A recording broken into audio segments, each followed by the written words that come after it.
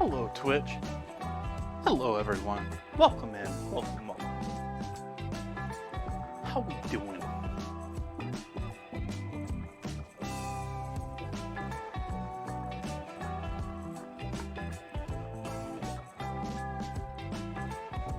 Happy Tuesday to ya.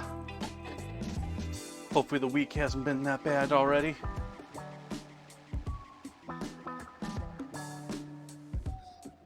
Thank you, Will Poker. It is unfortunately on its last legs. I've had this since college, and it's been well worn. But actually, I've gotten quite a few compliments on it, so thank you.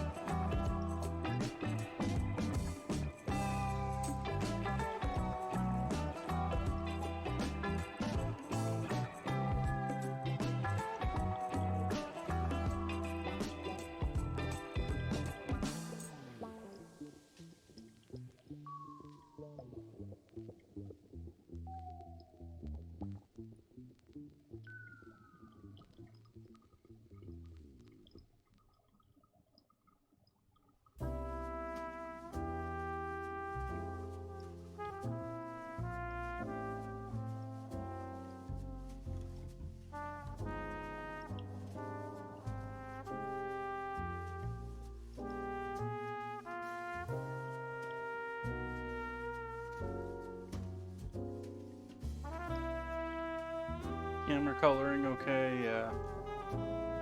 It's a little out of focus. I don't know. This autofocus on this camera is just horrid.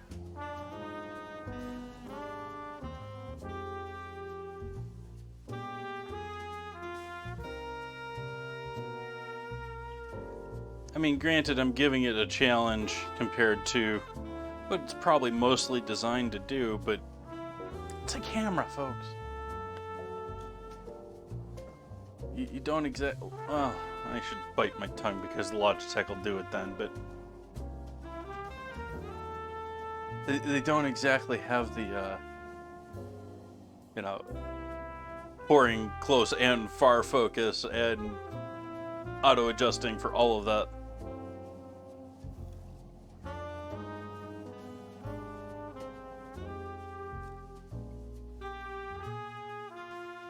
That or it costs, you know, thousands.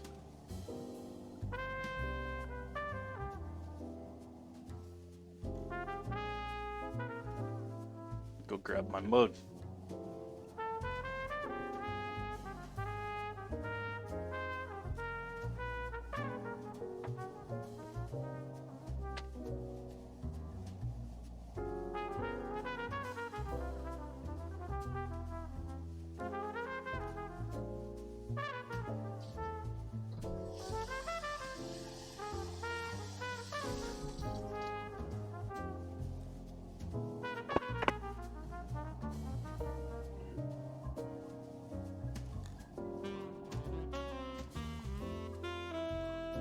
Hey, Caffeine. Welcome.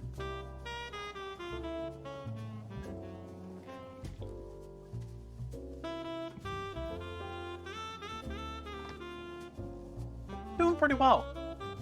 Good day today. Good day today.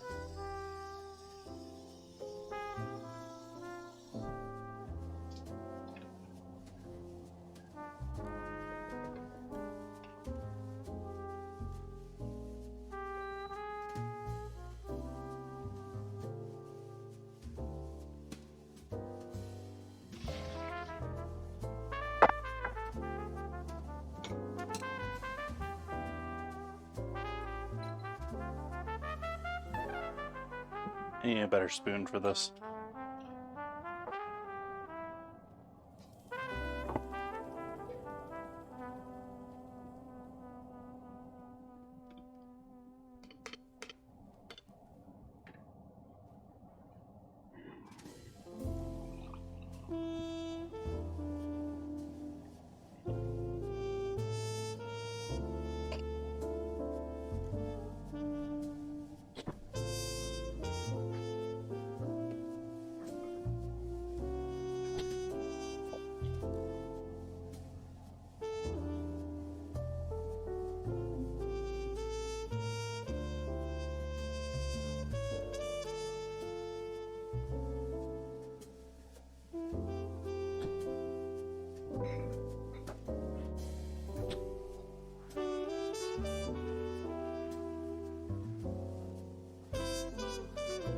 What did I do with you? Oh, you're knocked over.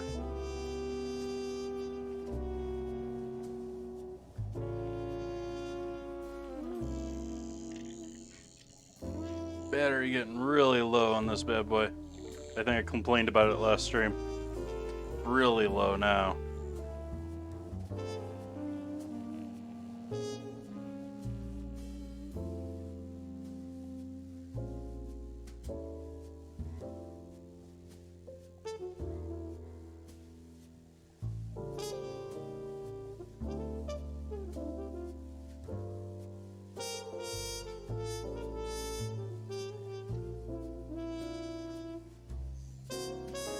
Uses two AA's, but I have rechargeables in it.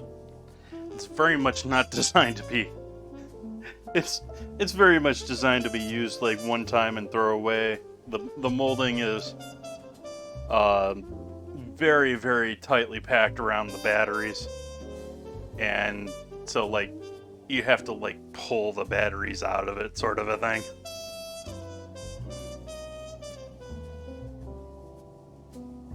Welcome in, everyone. Happy to see you with me here in what's been a great Tuesday. Hope it's been one for you too. Cheers.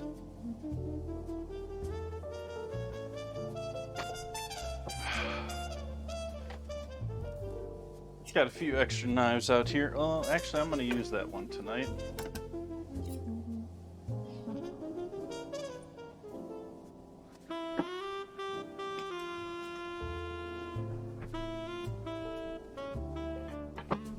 So what do we start with tonight?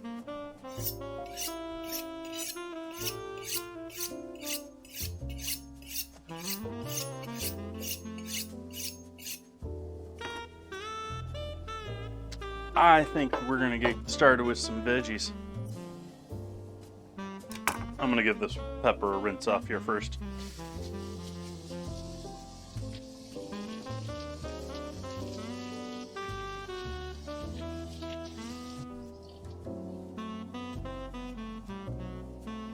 This be a local pepper.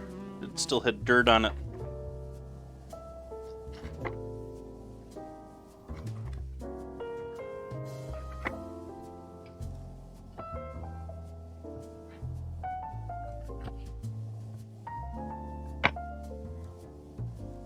Yeah, I'm just not going to worry about that.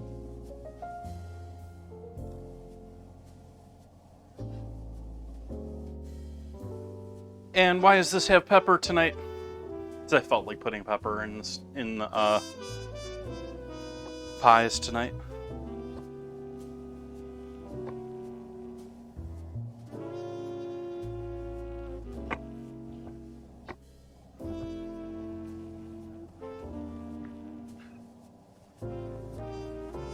I'm going to do a lamb and beef stew / pie. And then we're going to do a couple of cheese pies, which are going to be somewhat close to a pizza. I'm going to use pizza dough. I'm going to use some mozzarella. I'm going to use some feta. And I'm debating what all else I want to do with those. I'm actually debating whether I want to do a bechamel for the base of it, or if I want to do just a brush of some light tomato paste, or we could just leave it just cheese.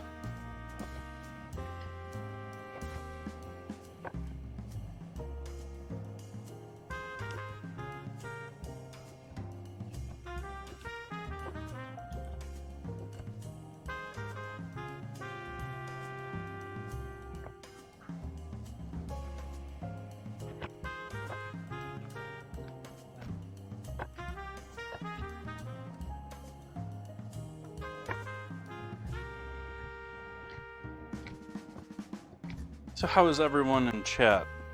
I've now said how I'm doing a couple of times now. I hope you are all great.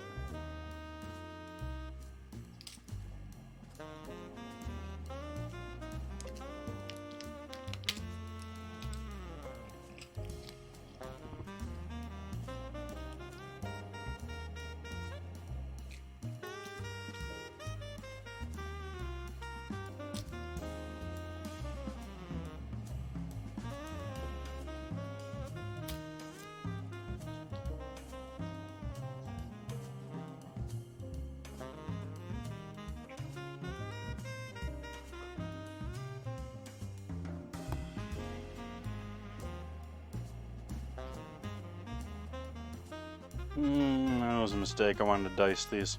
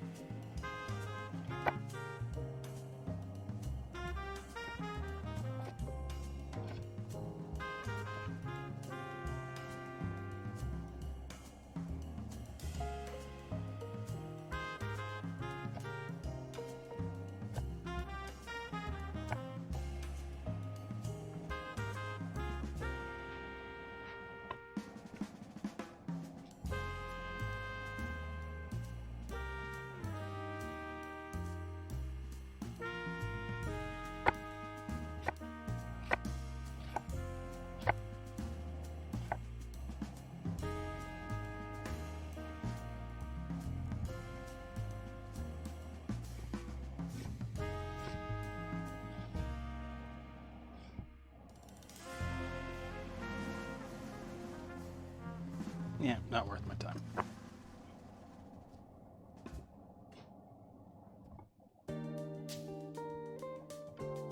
Did I buy new garlic since I got home?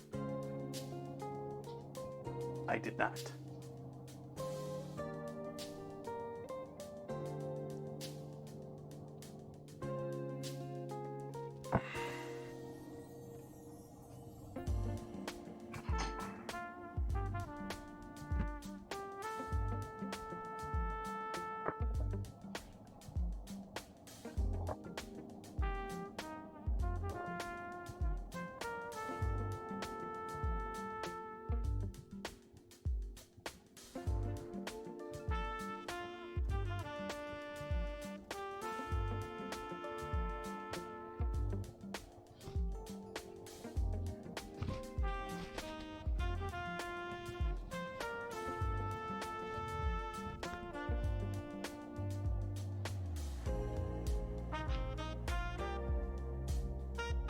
Nice fresh creminis and gilso all nicely packed in there. That one just starting to crack open.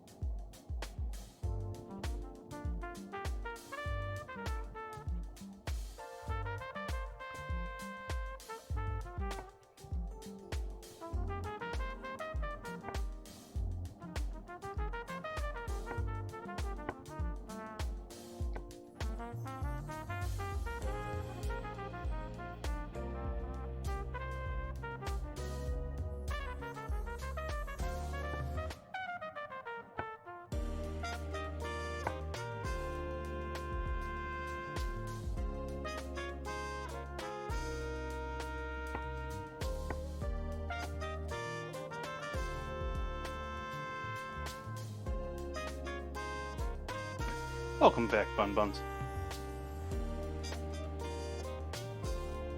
Alright, getting over to the stove now. Getting started with our cooking.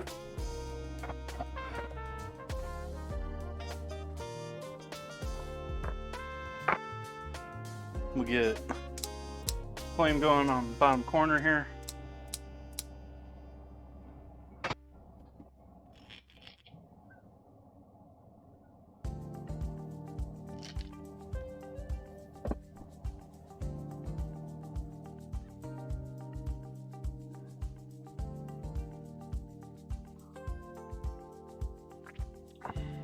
There you go, Bun Buns. I was just about to touch the button. I got a button for that.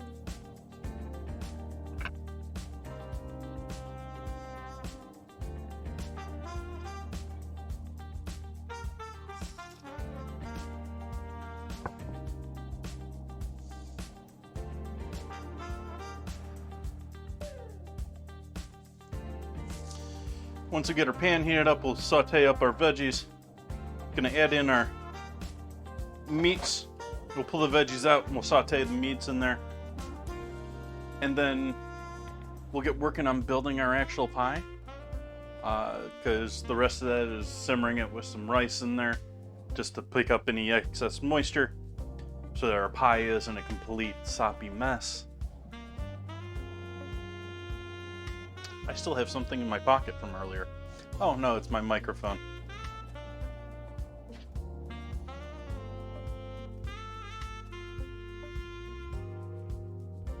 Appreciate that, Manea.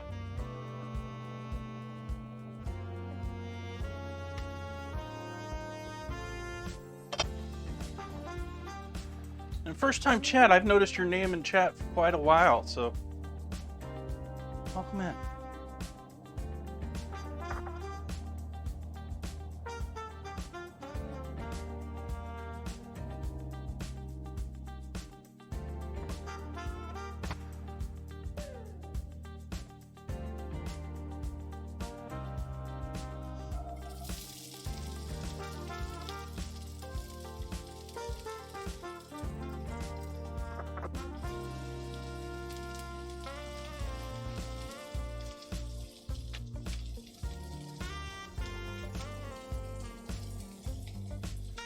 Apparently cut, but not cut enough. Not for me.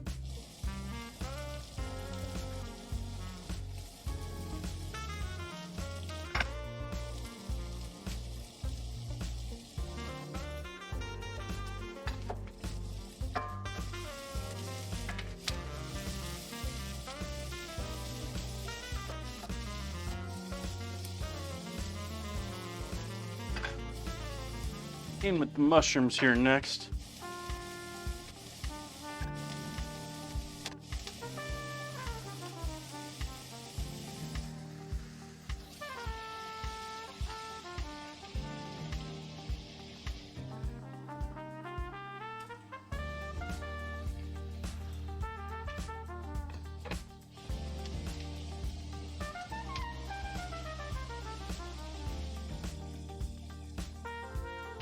Pinch of salt, since she's just almost second nature to me. It hits a pan, you need salt.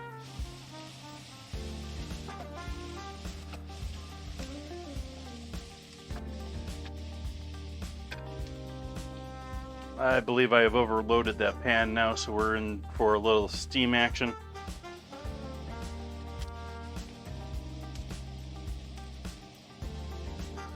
At least until those mushrooms release all their moisture and actually can brown.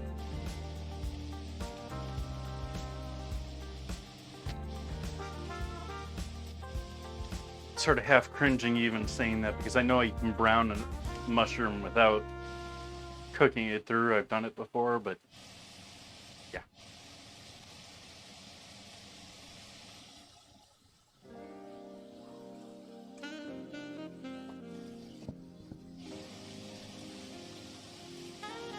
Much appreciated, Manea.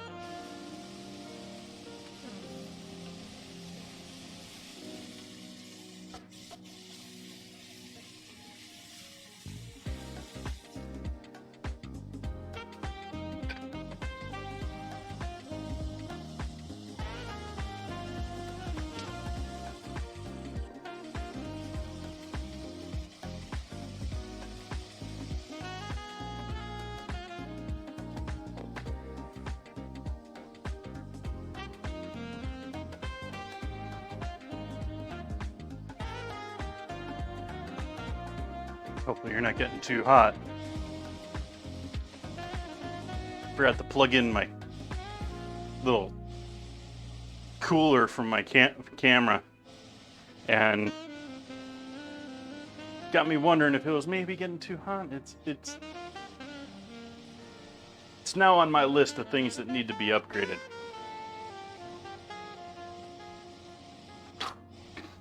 They actually market them for kids that are like gamers with their phones.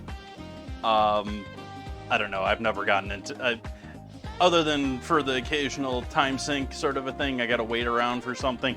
I've never really gotten into games on my phone. But it's essentially it's got a USB-C plug-in. And essentially it's just a big metal heatsink with two mini fans on it.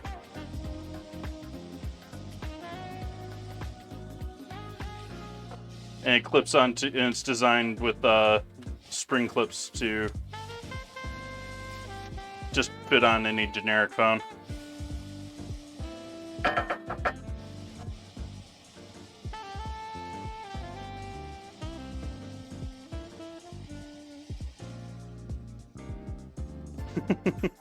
Oh, there's some decent, I mean, I've gotten hooked on a couple of mobile games that were on PC, like Shockwave-like stuff back in the day.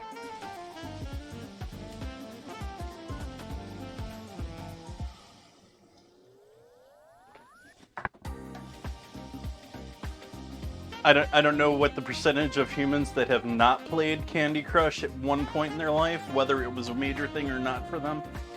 I think most of us have, at least.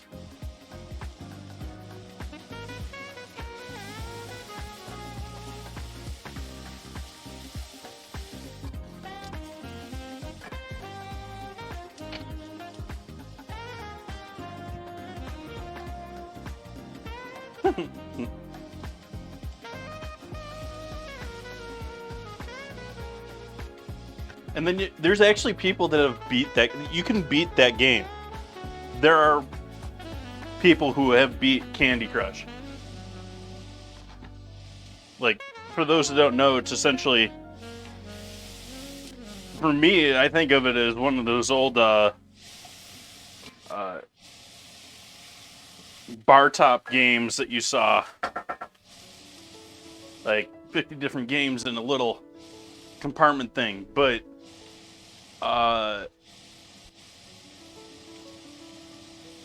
yeah.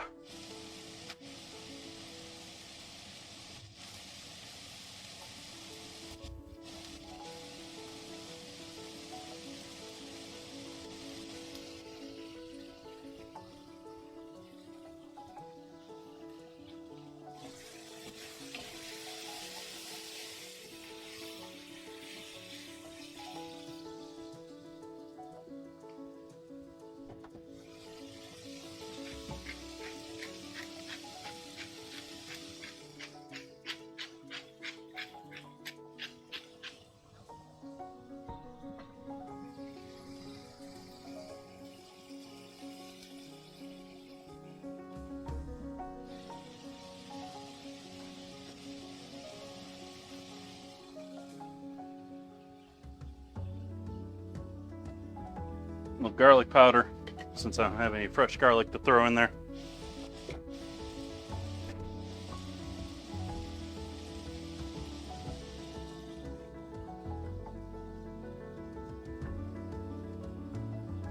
The Papa's cooking games. Like Papa John's cooking games? I don't know what you're talking about.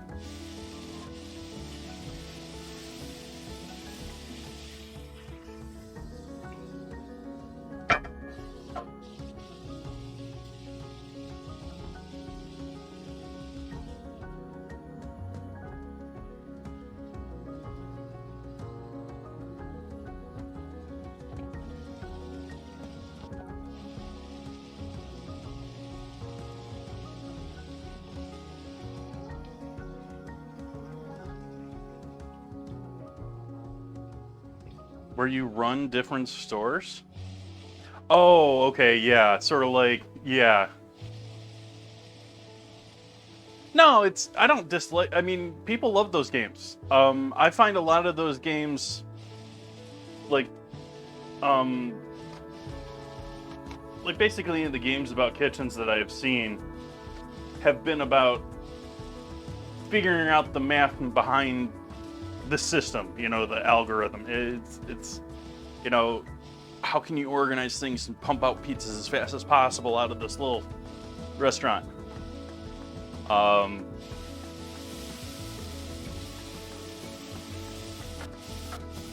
Which are a fun puzzle to solve along the lines of, if for you it's something along the lines of like Sudoku or something like that.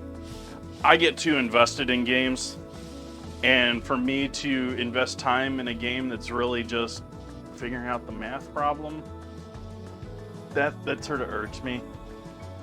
I find it non-productive, and then I don't want to do it.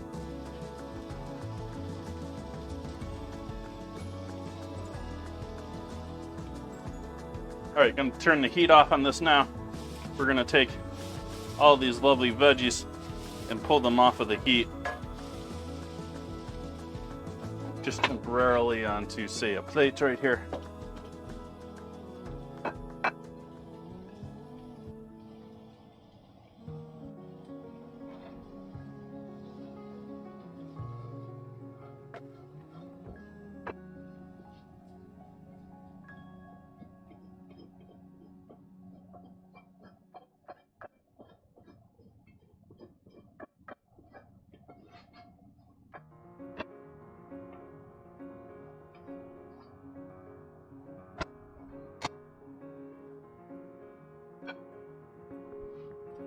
Heat back on. Bit more oil in the pan. Oops, that was maybe a bit much. We'll be pulling out our meats.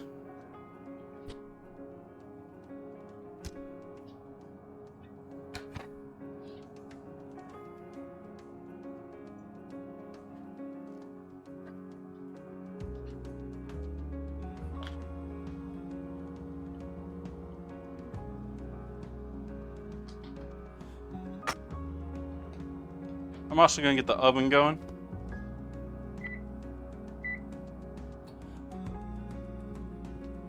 I'm going to start with the lamb.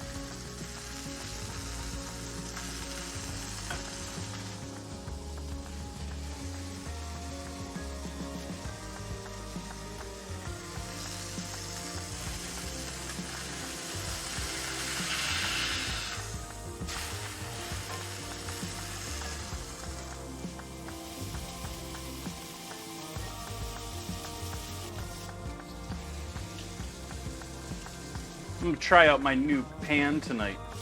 My new oven-safe crock that I got cheap at IKEA.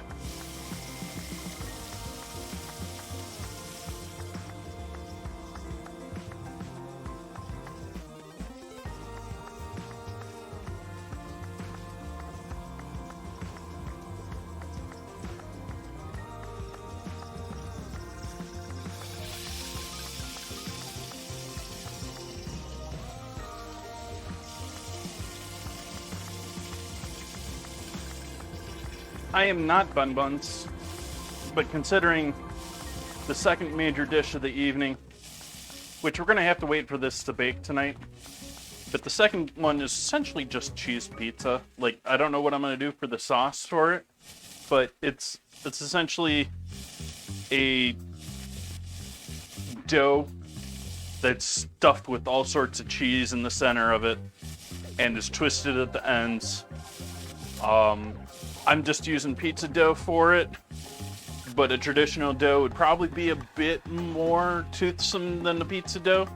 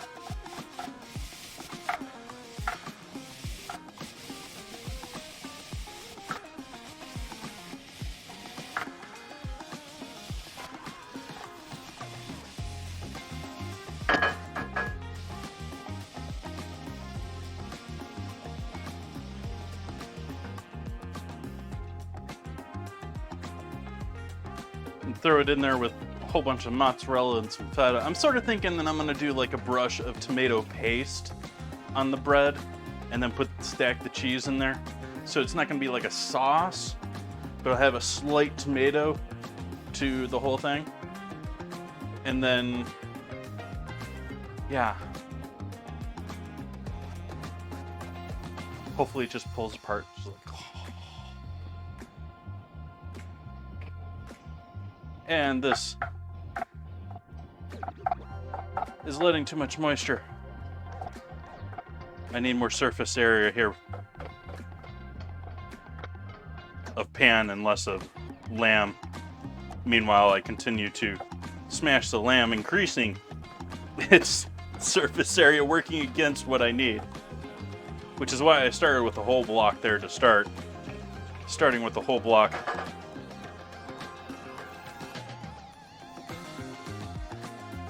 Minimizes your surface contact area, so it maximizes your searing ability.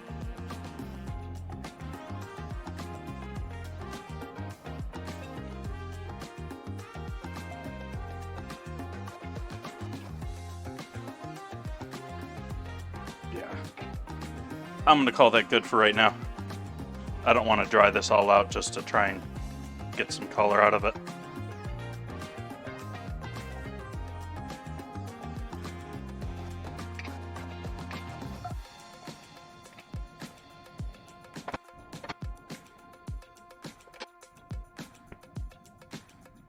This time without adding any more oil into that pan, considering that I've gone a little heavy on the last two. And I don't think this beef is really going to need it in that nonstick.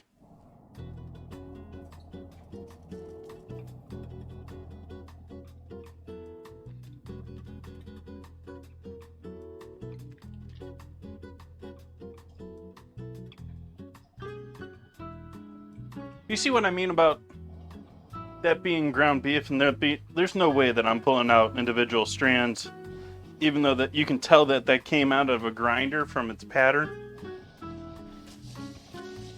versus the styrofoam pack I was using the other night, where you could actually pull the pieces out where it individually came out of the holes of the grinder. Way too packed this way. This is not ground beef that you want for your burgers.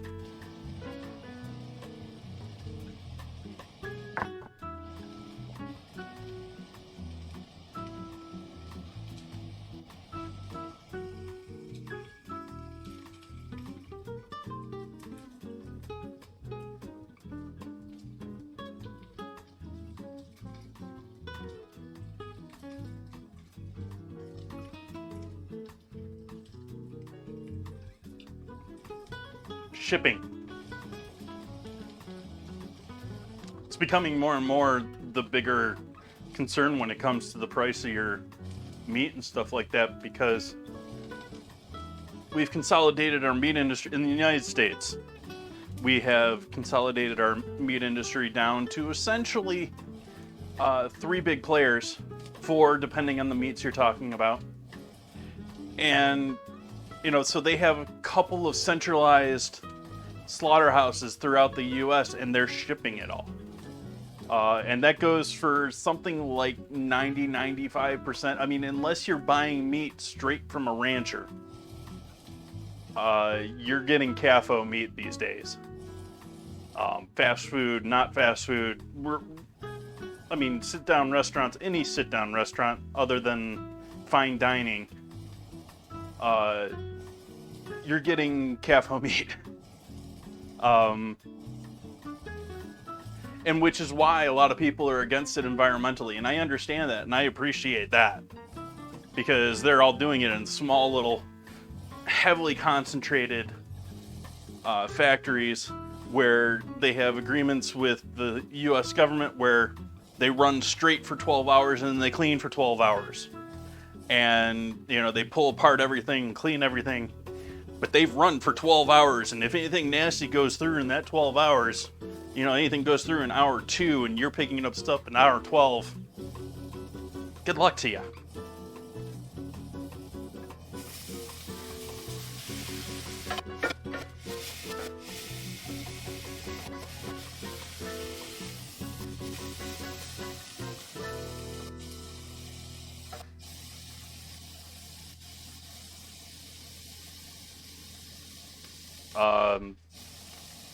And so that's why we have such humongous recalls these days. You know, it's like, we went through, you know, tons of cattle this day. Well, you gotta recall all of it.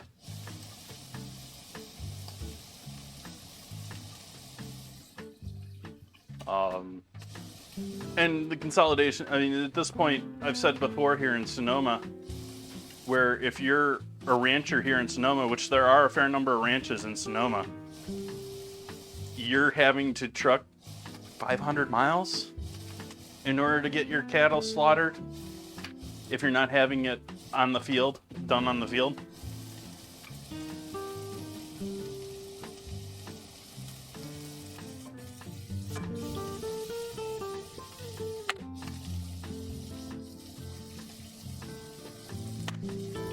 And so now you're expecting that farmer to include 500 miles of, I mean, you got to think about that. I mean, it's not just driving 500 miles, which there's no small feat in itself. That's a couple hours. But you're doing that with a trailer full of your animals that you have spent years raising.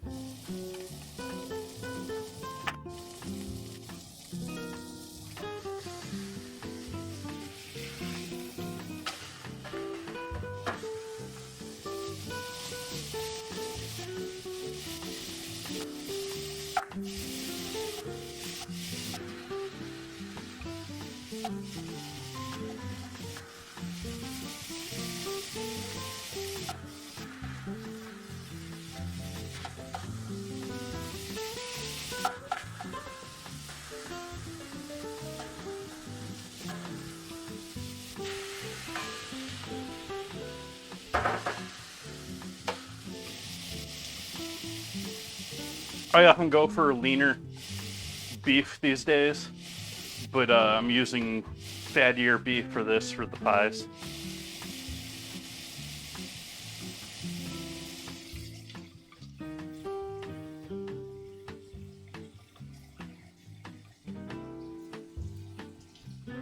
Yeah, I mean, I wouldn't mind having a couple animals.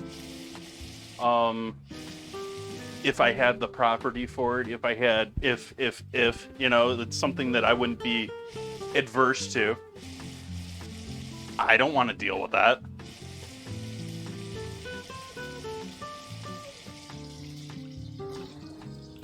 As a chef, I think it provides a horrible final product too. you've traumatized this animal by trucking it at the end of its life. Well, at its slaughter life, which is far from the end of its life, but its planned end of life.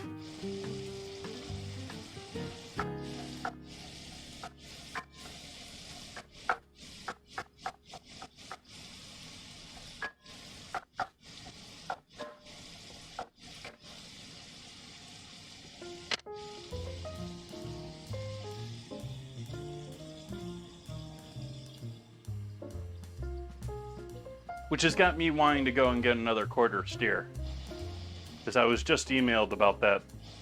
The one that I got last year, the farm emailed me and was like, we're harvesting again, you want another? It's like, I still got pork.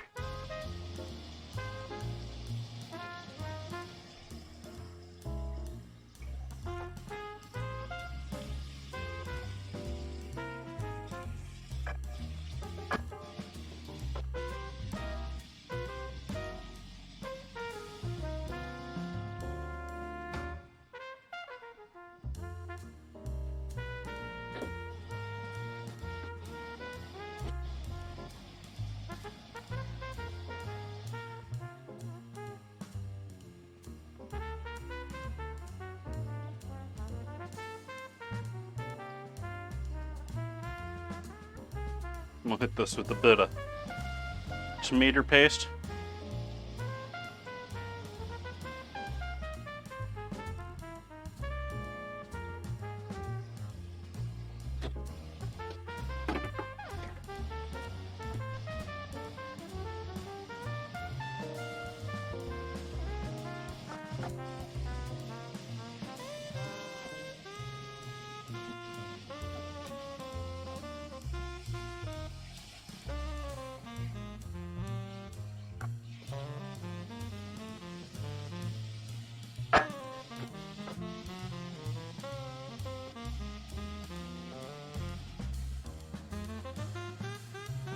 We'll add all the other lovelies in there from before, our lamb and our veggies.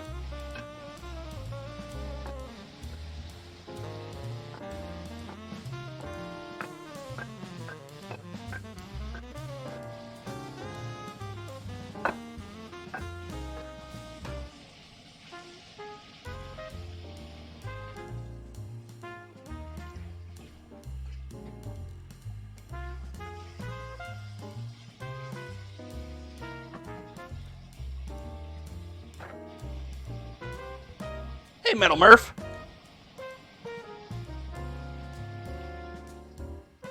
Getting the band back together?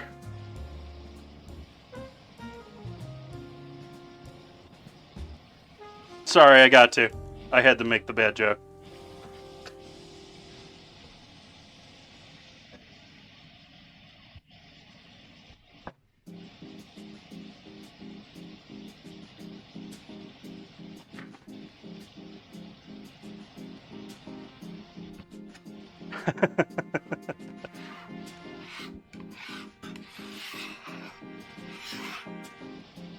Great movie, though.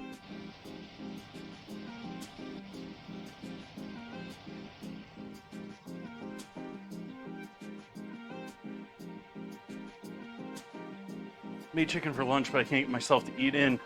Might try making something else. Yeah, it's sort of, well, that's sort of what got me into cooking in the first part, was realizing I can spend all day in the kitchen and not even feel hungry.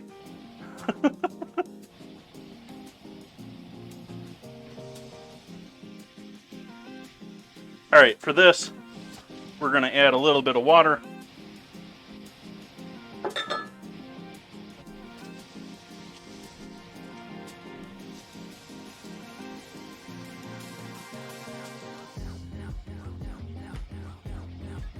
Specifically a cup. And we're gonna add a cup of rice too.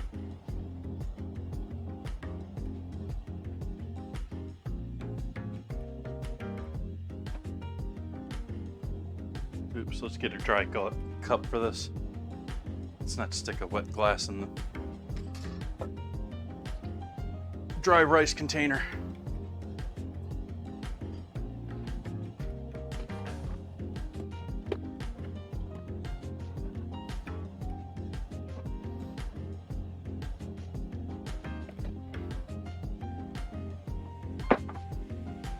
It's a little over, but it's roughly a cup of rice. Rice is obviously going to need more than just a cup of water. That's where the rest of the liquids in here come into play. And so this will hopefully come together into a relatively dry mixture that'll be great for inside of our pies.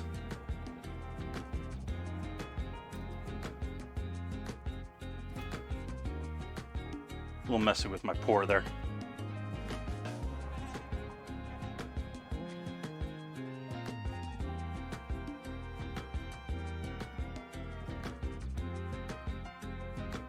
So we're unfortunately now going to have to put the lid on this and say goodbye for a little bit.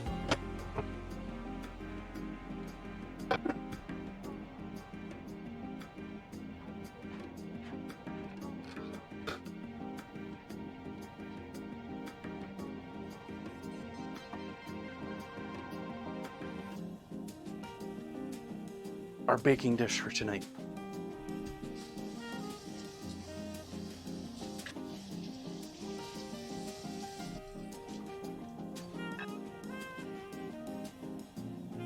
Pretty sure I cleaned all this stuff as I brought it in the house, but just to be sure, give this a quick clean off. Just to make sure it's not factory clean.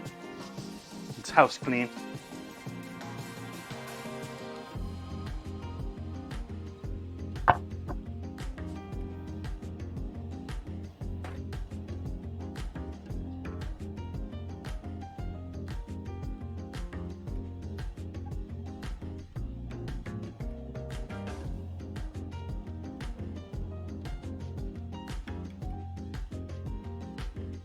Let's grab this back out of the freezer.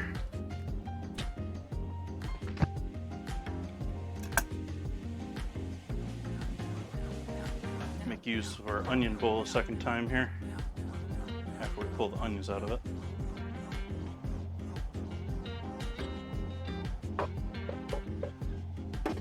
That looks like a good candidate for this project.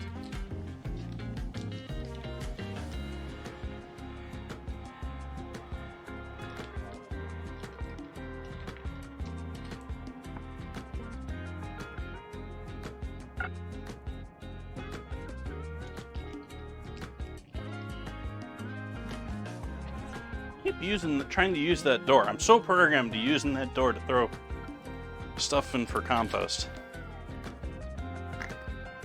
Still haven't gotten around to dealing with that because I haven't gotten around to dealing with something else. It's all just a giant list that I never get to. Sound just like my dad.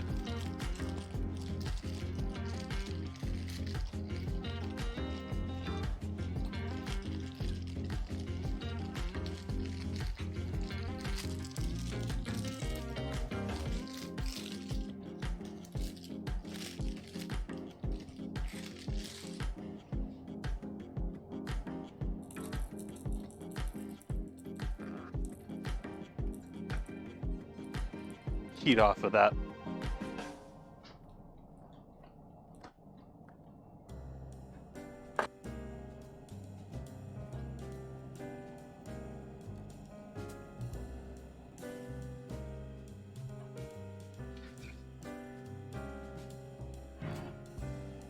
Our dough is taped closed.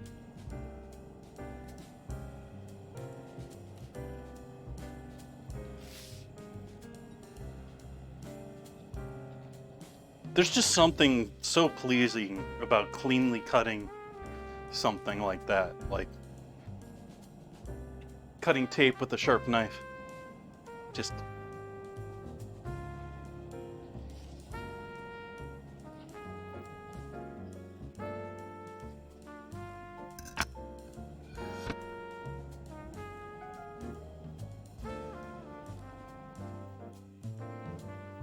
yeah, it's probably a good question, Metal Murph. I am not sure myself anymore.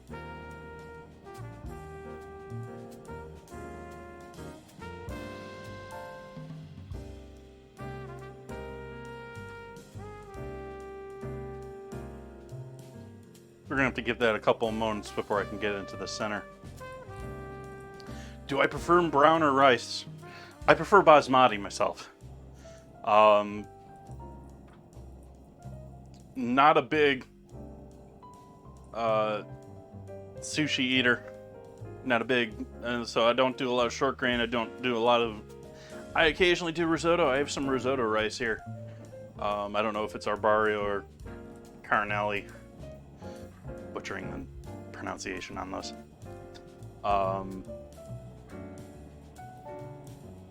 Yeah, so basically I just have a giant bin of jasmine that I use for most of the time, or basmati rather.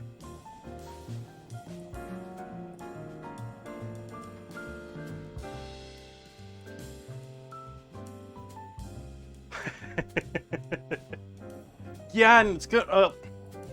I've said before that between everyone getting delivery these days, even before there was the whole pandemic thing going on, delivery was having a major impact on the restaurant industry.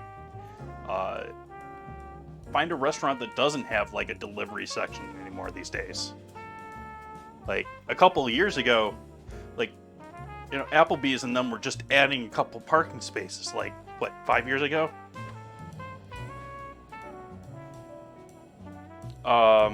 And right now I view a lot of food going towards almost like merch or themes for popular people. More and more you have the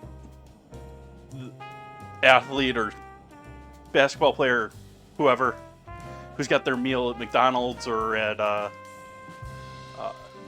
one of the other fast food joints. You have Mr. Big into now actually having physical stores, not just fake ghost stores. Yeah, restaurant industry is definitely changing.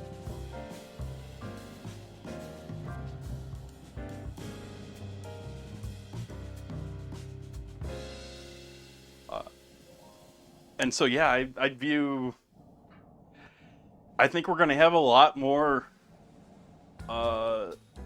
actual theme stuff after celebrities, after names, after, you know, culture people.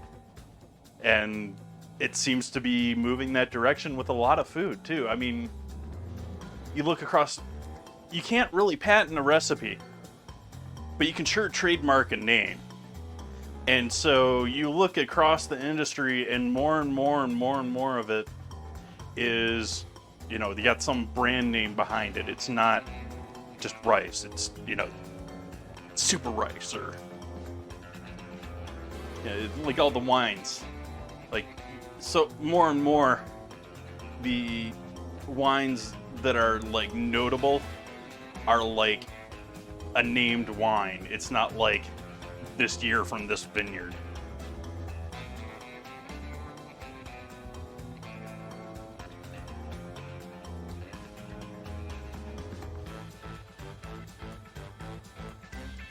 Enjoy your lurk.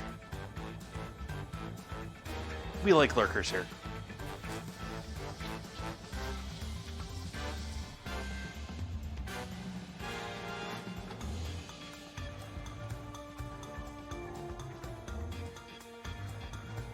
So I'm just slowly unfolding my phyllo here.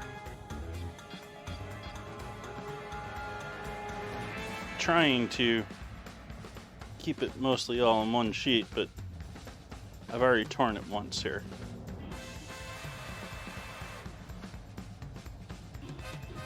We at least got enough that's flat and easy and uncompletely broken for getting flat layers for our pie. It's just a matter of whether I'm going to have any or anything else. Yeah, maybe not. All right. We melted over here butter. Oh.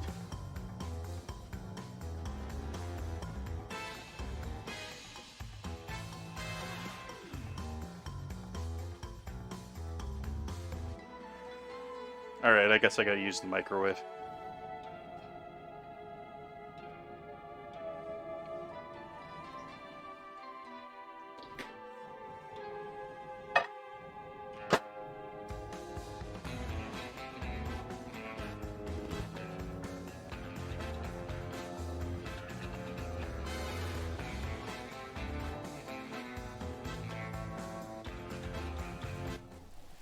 turn on the microwave, and all of a sudden I can't hear anything going on.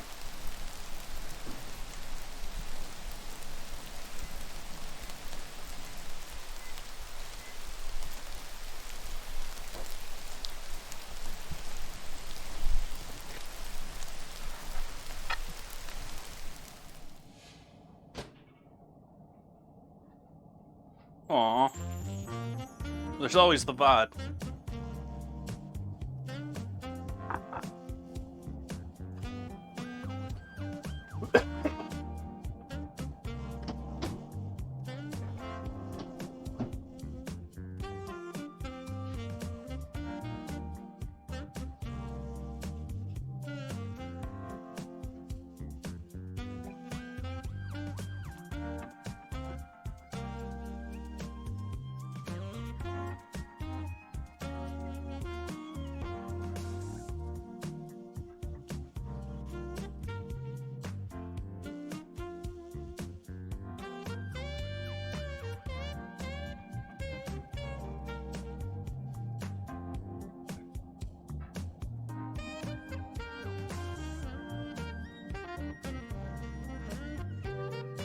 Quiet computer.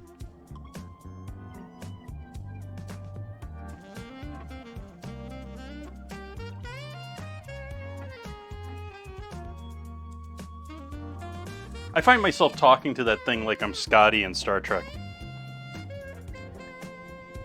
Computer. Oh, how quaint.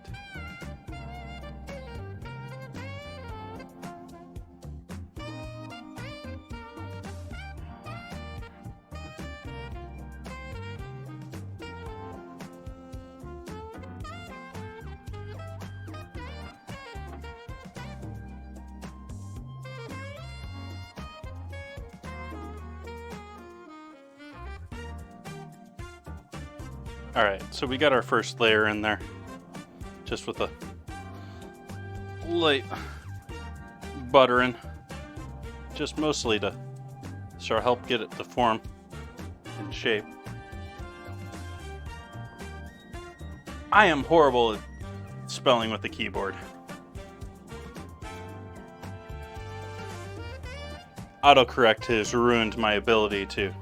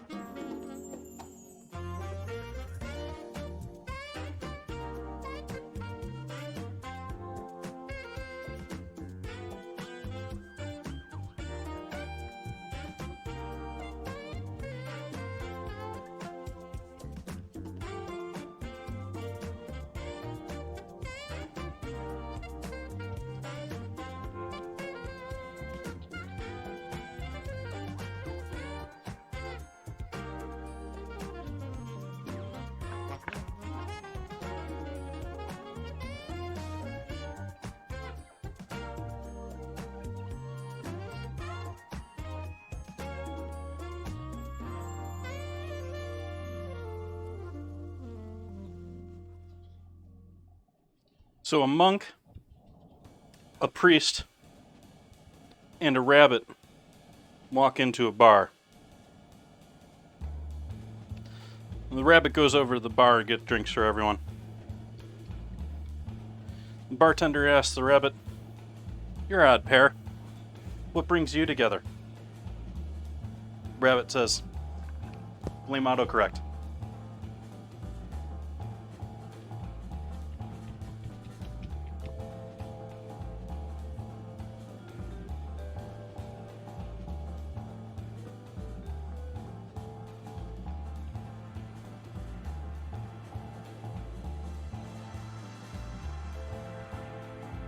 That may be the first dad joke I've purposely said on stream. not just like read off of chat.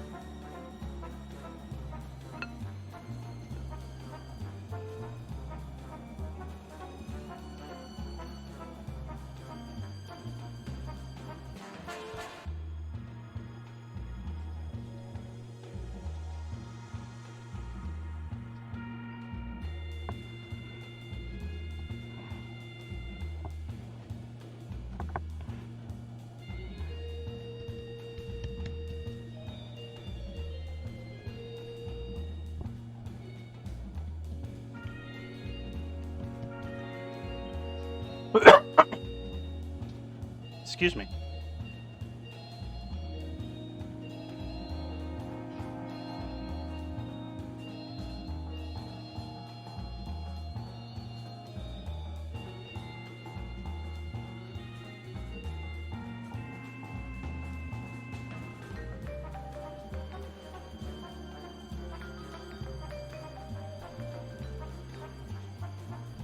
Oh, I didn't butter that last one.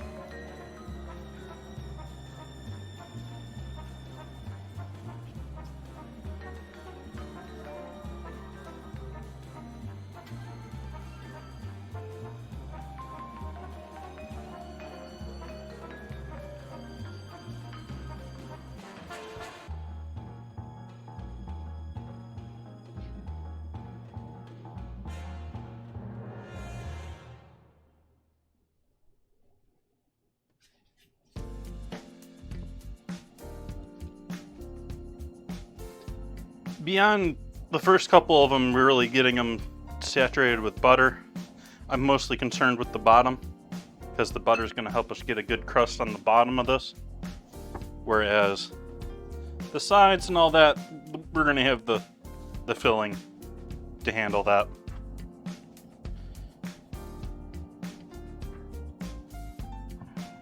And also, if you get a nice crust on the bottom, you don't have to worry as much about the sides and top not being flaky or being too flaky, because it'll stay together because it's got a nice solid bottom to it. But saying that, I am going to butter the sides on this one.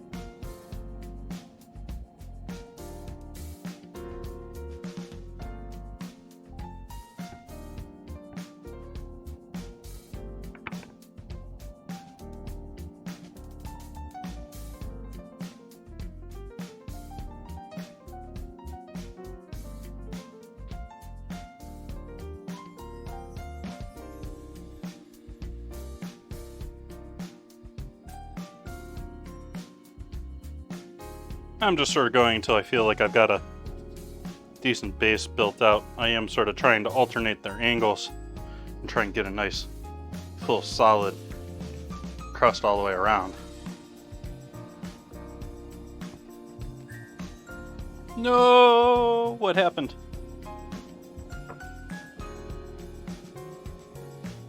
Why won't I let you clip? It should allow you to clip. I don't have clips disabled.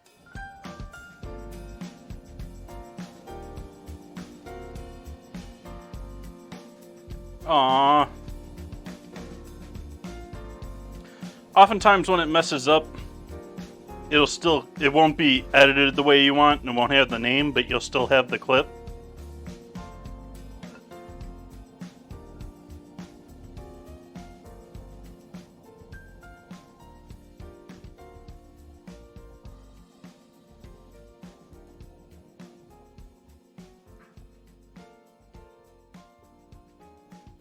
I think one more layer and that'll be good for our base.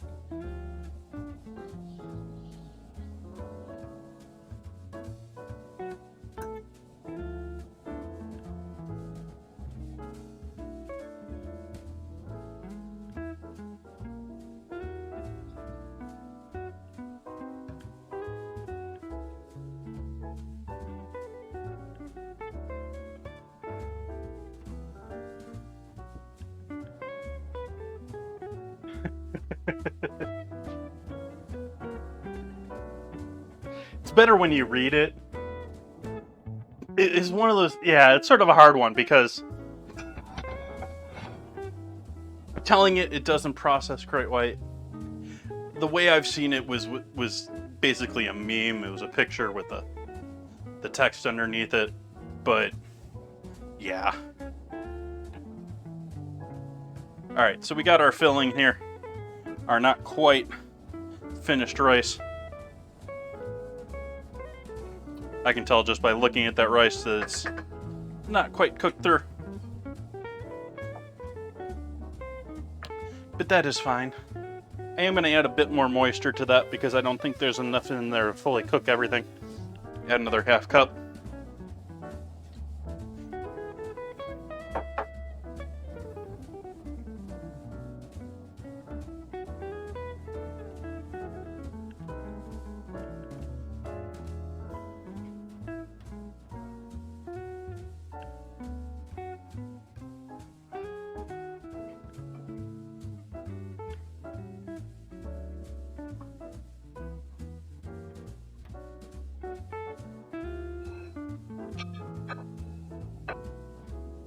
And bring this bad boy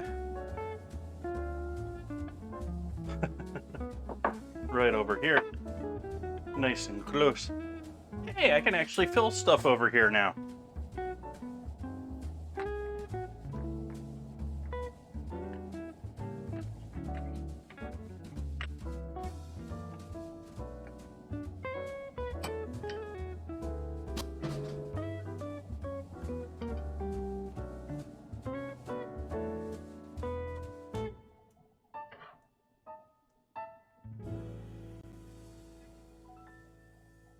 And being careful not to hit the spoon to the actual dough in there,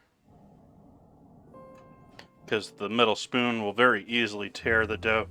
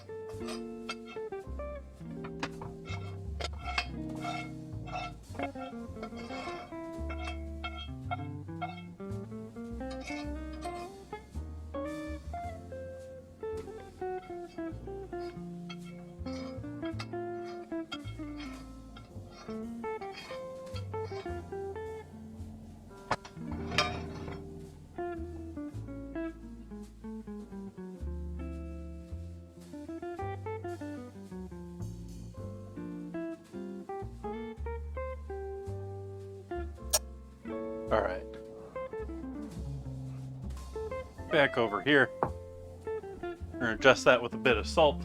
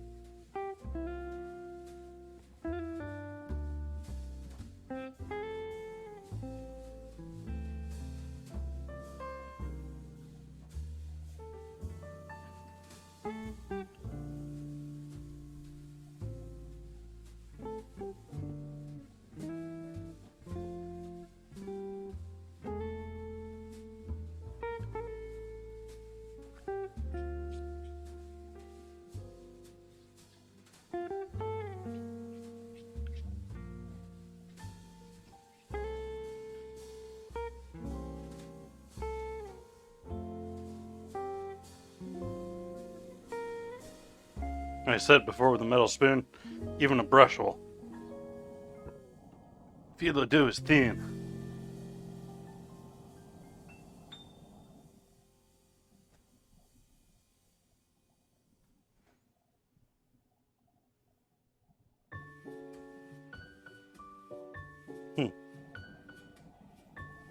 I was expecting a different song to play after that.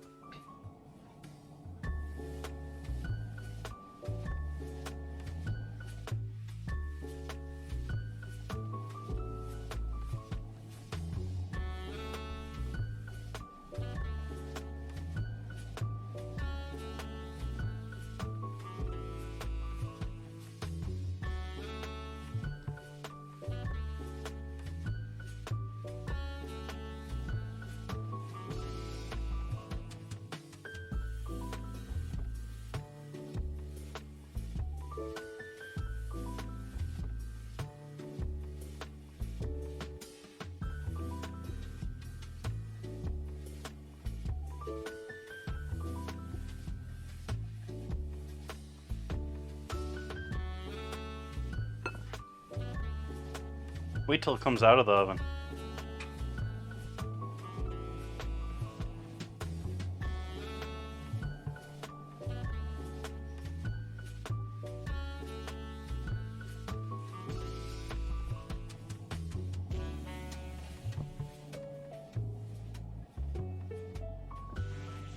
One thing I am trying to do is pinch these corners in so the dough makes contact with dough. Because we do want to have a crust or an edge to this. But it's mostly just going to be from building up the layers and pinching them together. I am going to give the edge a good coat of butter this time.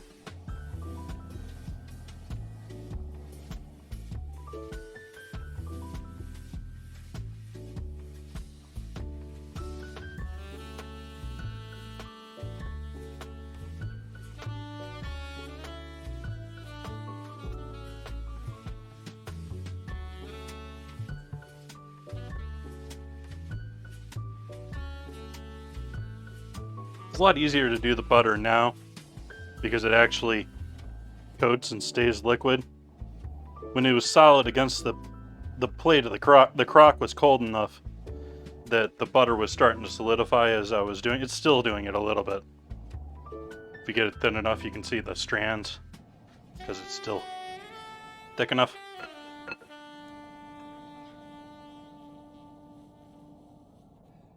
It's drying on the brush too, I'm just realizing now.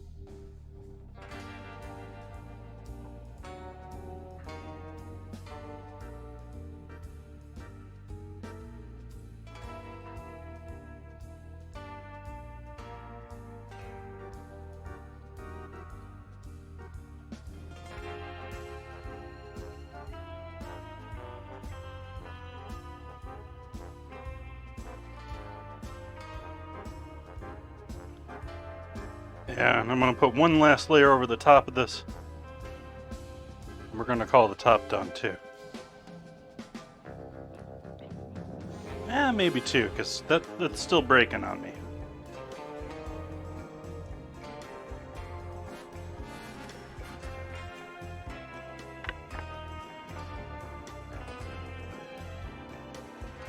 I only really have 4 playlists that I jump between, Bun Buns. Or do you mean not the AI music? I tried the AI music for...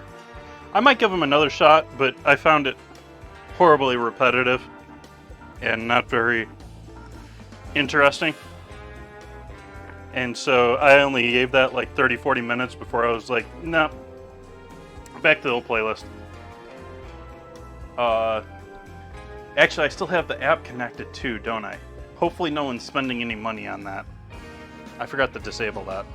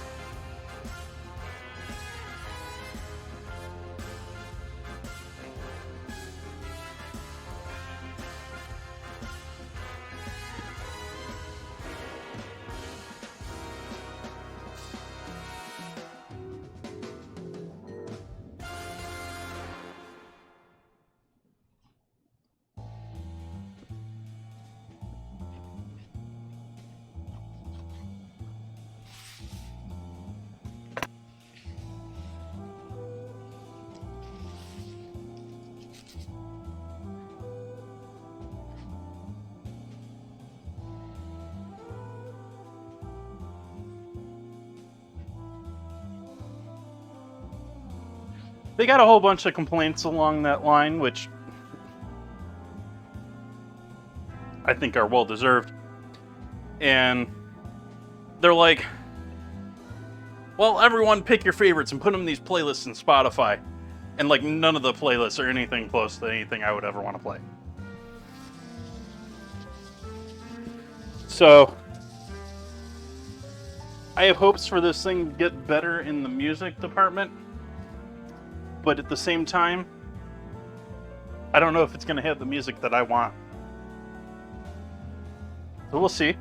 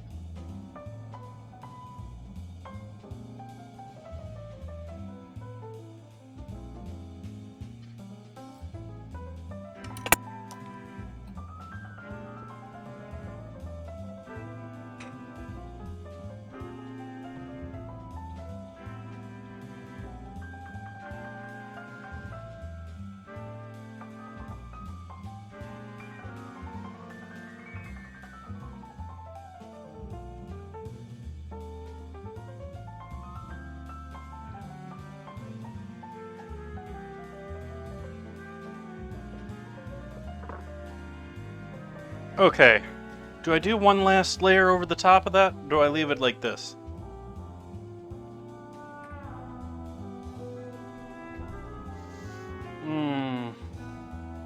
One more. There's plenty more here. Why not? More layers, more flaky layers.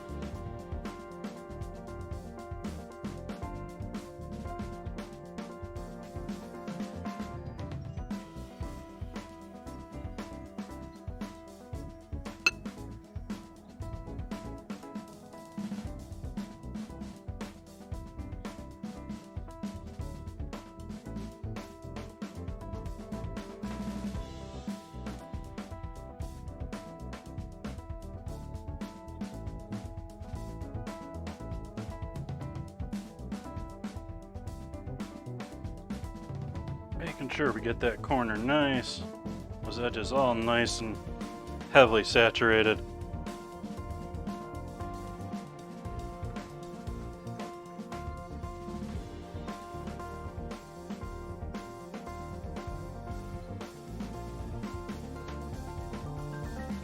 To the point that it just wants to tear off.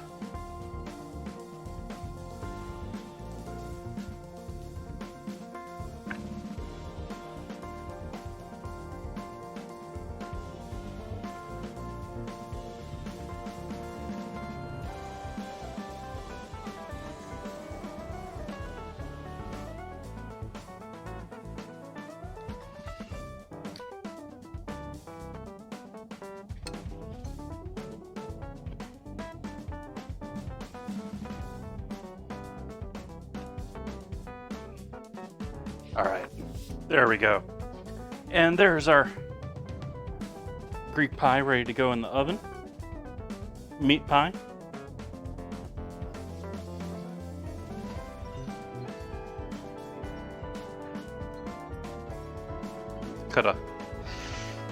What do we want to do?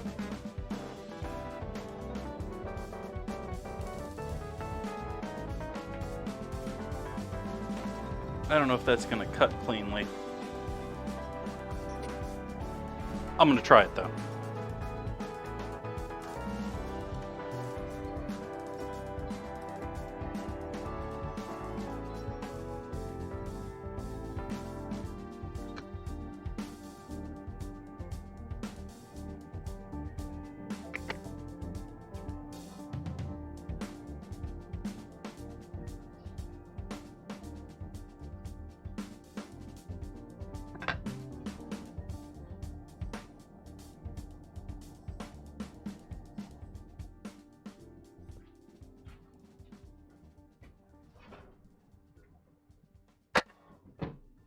Sheet pan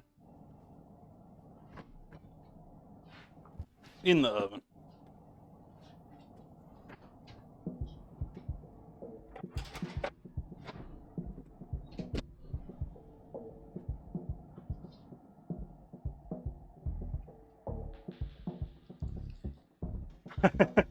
Celtic.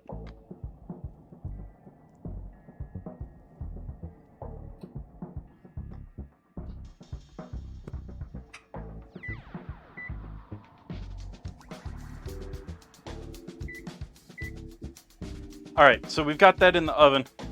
That's going to take a minute to bake. I'm going to clean up the kitchen in the meantime and allow that to cook through.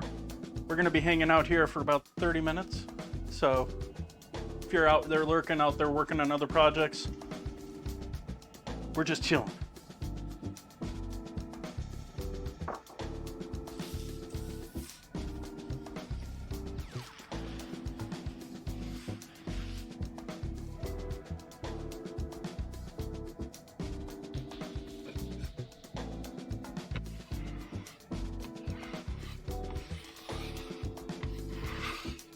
I don't know if I appreciate that dad joke. I don't know if that dad joke does it for me. I think that one's a little too dad jokey.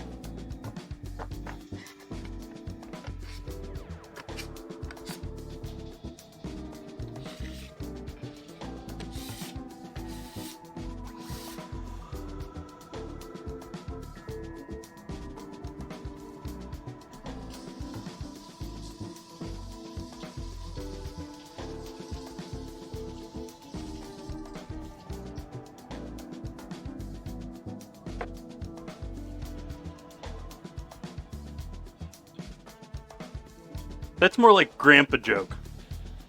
Like, I grew up without computers joke.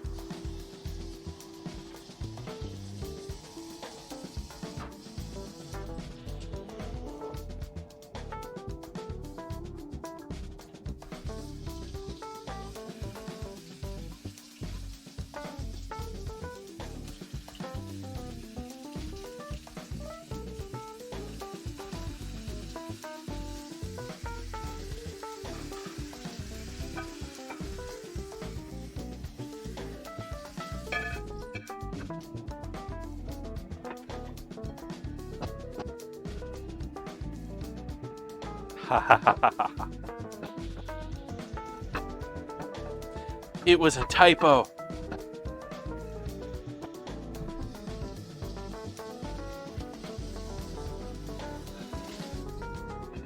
That was a lot better than the last one, at least.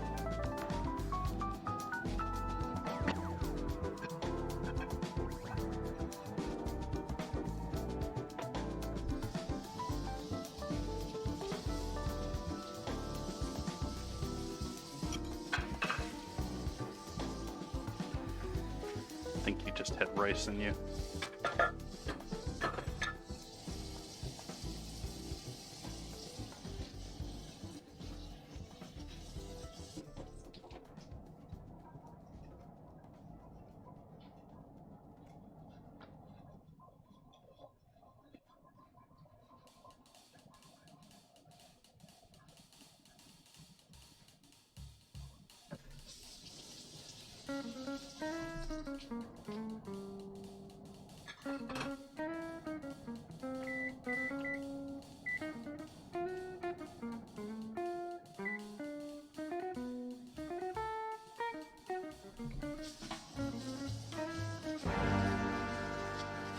George!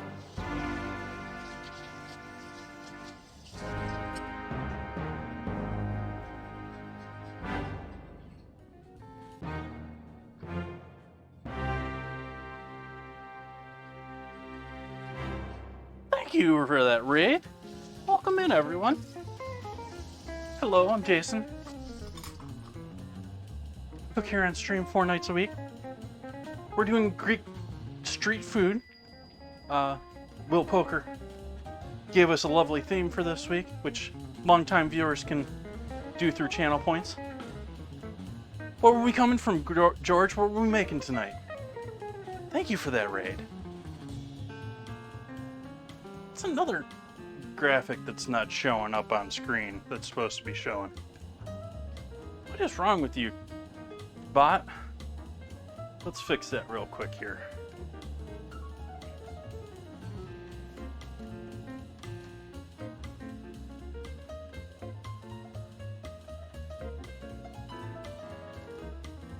Pretty sure it's command.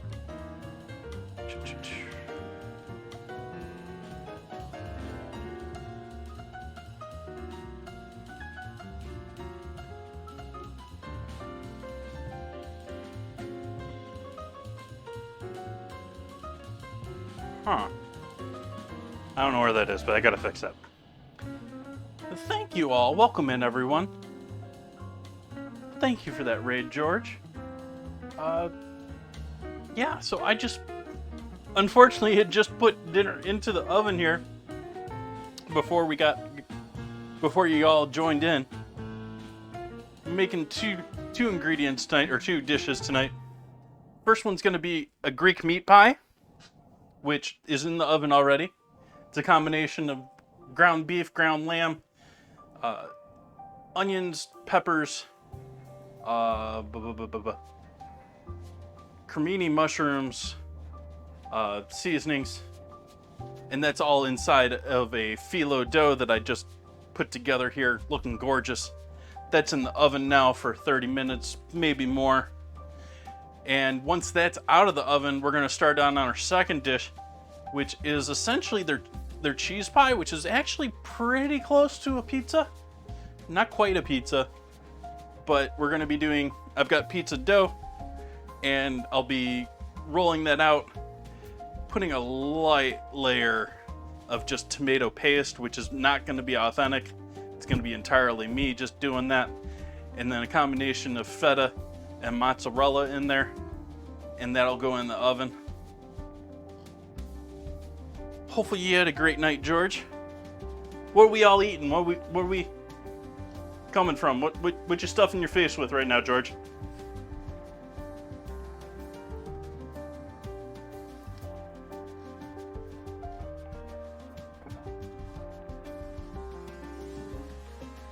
Taco Tuesday. Taco Tuesday. I actually sort of avoid that because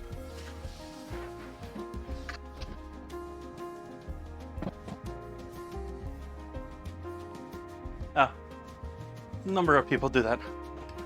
What great tacos have we got? Chicken tortilla soup. Ooh, that's something I haven't done in a long time. That sounds delicious. I want to make some chicken tortilla soup now.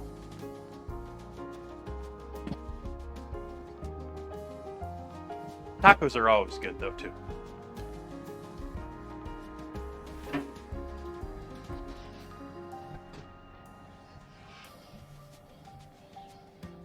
What type of tortillas did you use?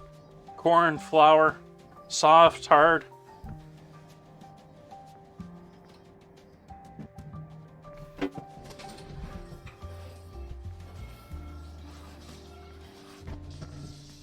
And when it comes to your taco meat, do you add New cumin? weekly theme submission. New theme submission? Thank you, Bun Buns.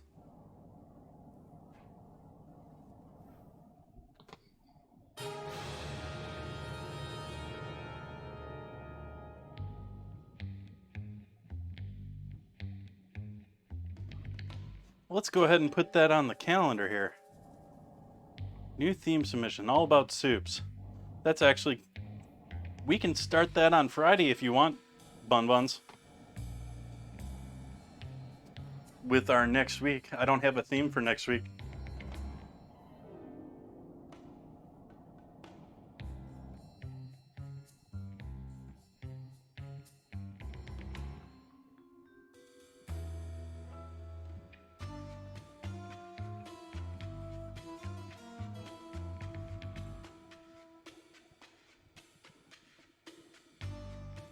All right, soup week. Bun Bun's giving me an excuse to make tortilla soup next week.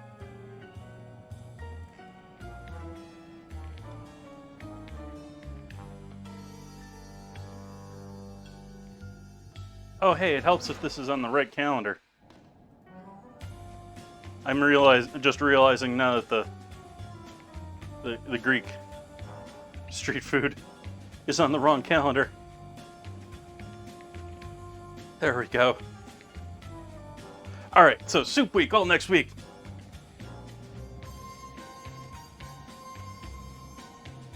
Taco freaks, your chat loves tacos? I think my chat loves tacos too, but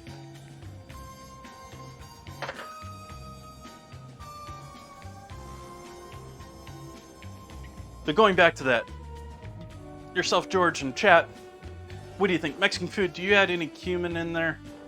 Do you...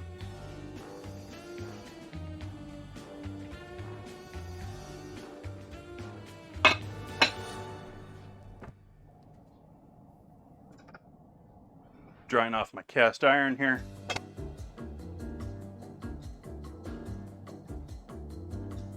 So I'm just sort of chilling here waiting for this pie to bake.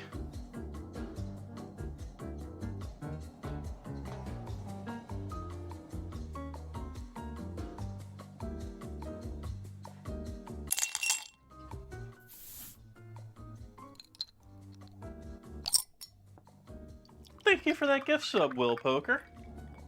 Thanks Will for bringing... Poker gifted a tier 1 sub to George Shot Sauce. They have given 6 gift subs in the channel. There you go, you're officially George Shot Sauce. It's not hot sauce, it's shot sauce.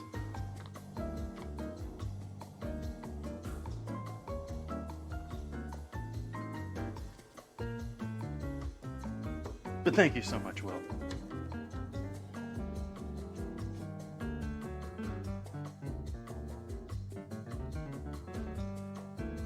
I just get the impression that there's a fair amount of people that don't.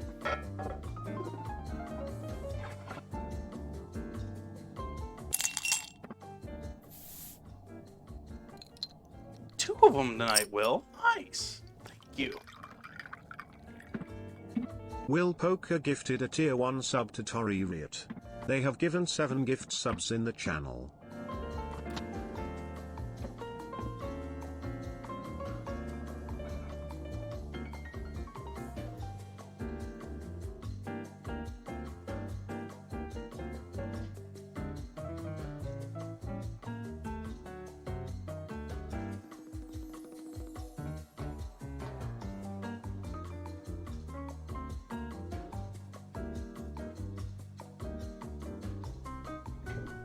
still opening that drawer. I got rid of the box for this. I don't know if I even want to try and save this. This stuff is horrible for... Yeah, I think this is done for. It does not defrost well, freeze, and then defrost again. It just doesn't. It's best to plan enough to use the whole thing at once. We got ourselves a nice big pie out of that. I think that's worth it. I think we can shape the little bit of purchased pizza dough that I bought. I like to make a lot of my own doughs here on stream, but pizza dough is one of those that it just needs the time, and I'd rather pay someone to do the time. It wants to open, which it doesn't.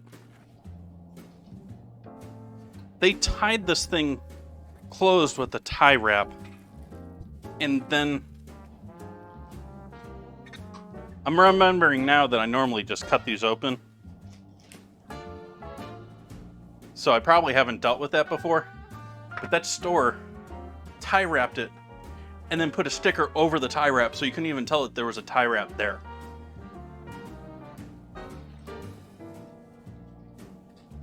All right, so we got our dough. I'm gonna separate this into two.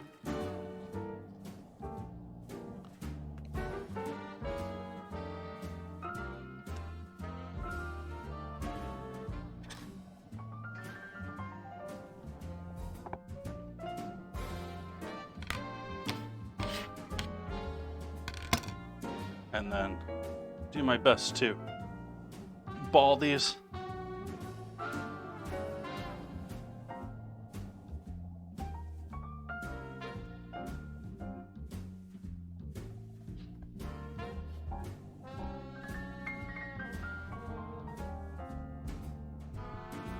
That's all you gotta do.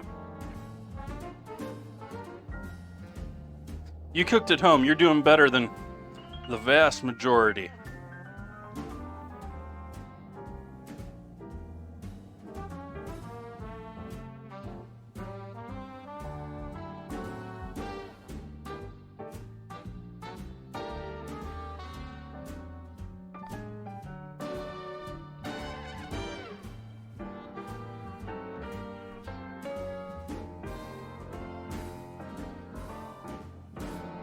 It's not exactly 100% even on those cuts, but... Alright, so we got our dough balls hanging out here, ready to go. Got our pie in the oven. I'm going to take a brief AFK. Once again, appreciate that raid. We're going to be back in about 10 minutes. I'm going to be coming back for that pie and working on getting our pizzas ready. Welcome in, Cosmic. You're hitting me right as I'm going to do an AFK. We're waiting on stuff in the oven. Got a beautiful Greek meat pie in there. Phyllo dough, lamb, beef, onions, peppers, all sorts of mushrooms, all sorts of goodness in there. And so I'll see you lovely folks in a little bit.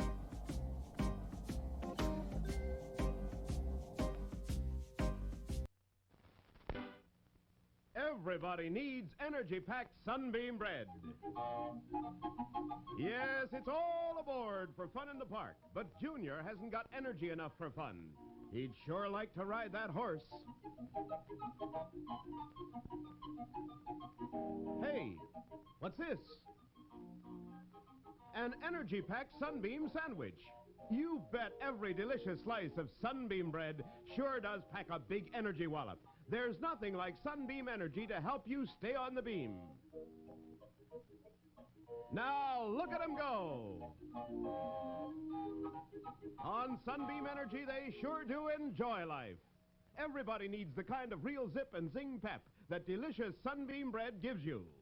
Yes, stay on the beam with energy-packed Sunbeam bread.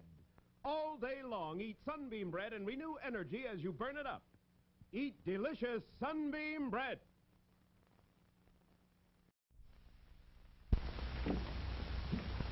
What? Keeping the coffee in the icebox? Yes, Mr. Jones, it's a new kind of coffee, roasted by a new secret process. Hence, this new none-such coffee has a different flavor, a flavor preserved by vacuum packing, the flavor retained by refrigeration after the jar has been opened. Just taste it. You can't miss that delicate aroma, that clean, mellow taste. Yes, in cooking, the way to a man's heart is most of all through the coffee pot. In every jar, you'll find 3 special pointers, valuable in all methods of making coffee. Try new None Such coffee now. Use half the jar. If not 100% satisfied, get all your money back from your grocer without argument. Special for movie week, only 28 cents a pound, plus 3 cents refundable deposit on the jar.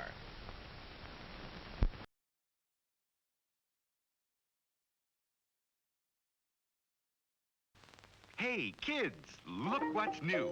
A brand new cereal, just for you. Twinkles, the new star-shaped cereal in the storybook package. See? Inside, delicious, crispy, crinkly stars. And outside, a real storybook. All about Twinkles, the magic elephant. See him fly with his rotor tail. Watch him do tricks with his magic trunk. Meet Twinkle's friends, Fulton the inventor, Sanford the parrot, Wilbur the monkey, and more. Read all about their adventures on every storybook package of Twinkles. And wait till you taste those golden little stars, filled with the goodness of energy oats and corn. Remember, only Twinkles has the storybook package. Just tear the magic line and your storybook opens. Twinkles, the new star-shaped cereal in the storybook package.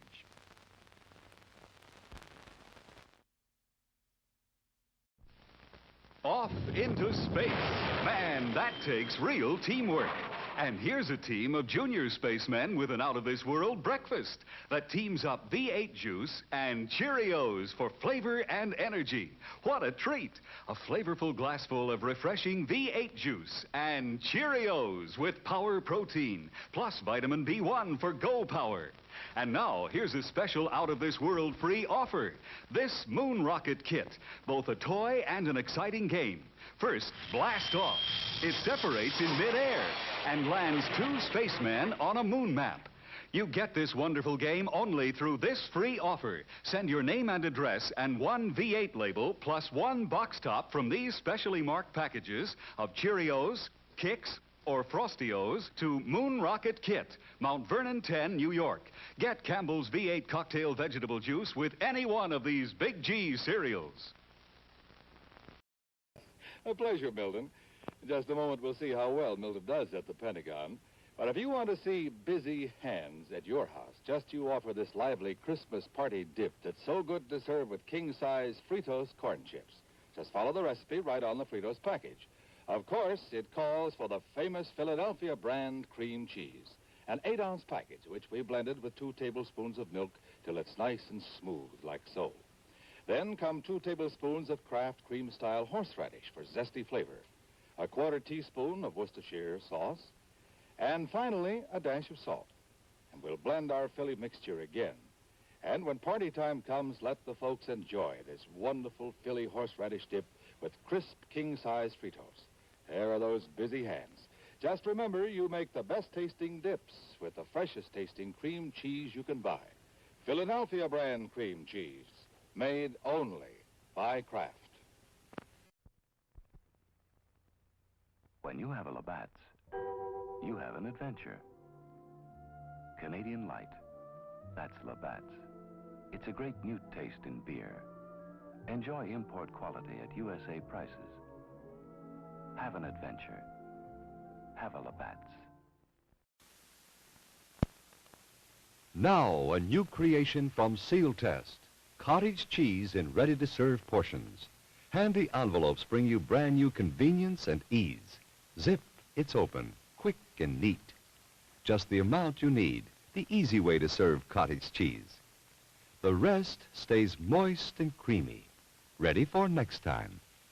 Are they handy? Cottage cheese in ready-to-serve portions. So easy to use, quick, and no bother at all.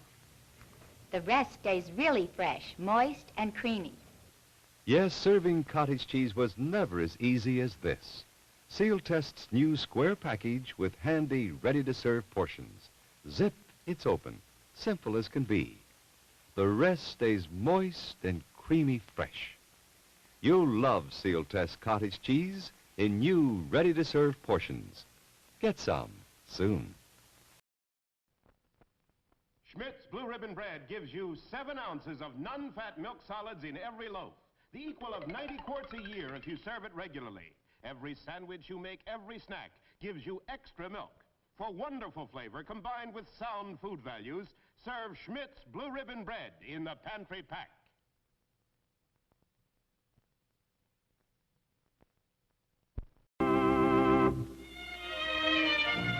If you've ever been to Venice, you remember the gondolas and the picturesque waterways. And you remember the food, too. Superb food, prepared with that very special Italian touch. The same special Italian touch that Chef Boyardee sauce with meat can give to your meals over here. Because the recipe for this tangy sauce has been brought over from Italy by this famous Italian chef. Chef Boyardee sauce with meat is made from juicy, sun-ripened tomatoes and tender quality beef, simmered in a spicy sauce that makes a rice and cheese loaf, a casserole, or a spaghetti dish a real Italian-style dish. So when you'd like to add that special Italian touch to your dinner, do it with Chef Boyardee sauce with meat. Try Chef Boyardee sauce with mushrooms, too. Both are prepared from the chef's own Italian recipe.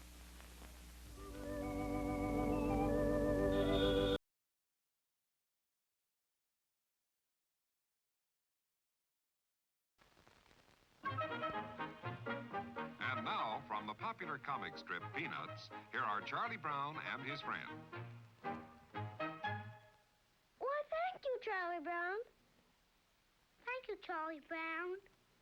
What's the occasion? Has Charlie Brown had another baby sister? No, Ford has new economy twins, so he's passing out chocolate cigars to everyone. Everyone? Yes, everyone. You bet your boots, everyone. 'Cause it's just like they said. We've got something big to celebrate. And here it is, Ford's Economy Twins for 1960. The economy choice of a lifetime. Oh, I'll bet you've never seen a prettier twosome than this. There's the new size Ford, the Falcon. And next to it, the large economy size Ford, the Fairlane 500. You know, the 60 Fords were featured in the recent issue of Vogue magazine. And when you run your eyes over the elegant good looks of this Fairlane 500, it's sure easy to see why Vogue says Ford means a fashion success. And all this all-new beauty is yours for an all-new price. That's right. This roomier, more luxurious Fairlane 500 is actually priced a whopping $142 less than last year. And as for this pretty Falcon over here, well, just wait till you check its price sticker. It's America's lowest priced 6-passenger car. In fact, it's priced up to $124 less than the other compact cars. Look 'em over in your Ford dealer showroom. 2 new Fords, 2 wonderful new ways to go the finest. Ford's Economy Twins for 1960.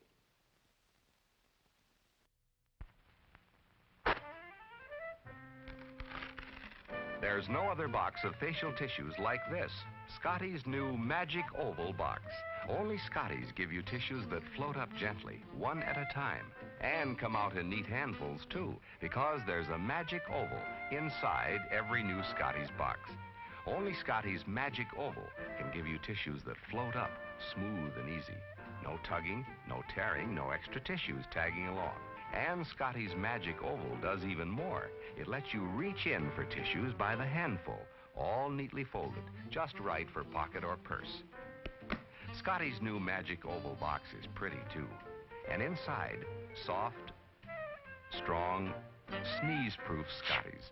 Remember, for tissues that float up smoothly and come out in neatly folded handfuls, look for Scotty's pretty new Magic Oval box, the only one of its kind.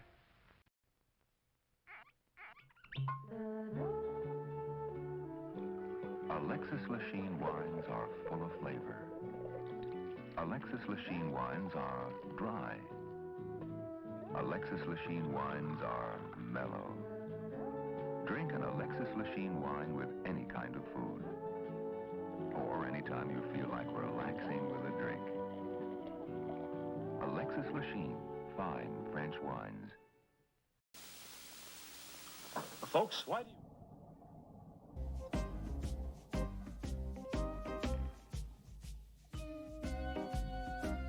There's quite a few that aren't, though, too. Welcome in, Nihilus. Hello, Maz.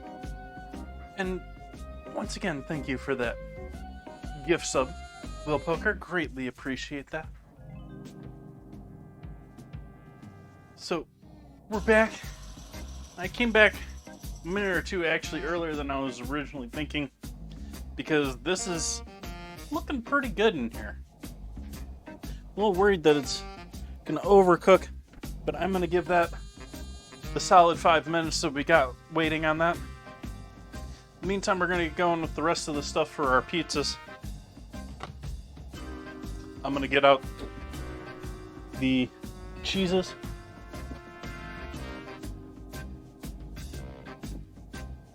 Ooh, I forgot that I have this. This might be good to throw in here too, to use up. I got some goat cheese. Let's use some goat cheese in this too.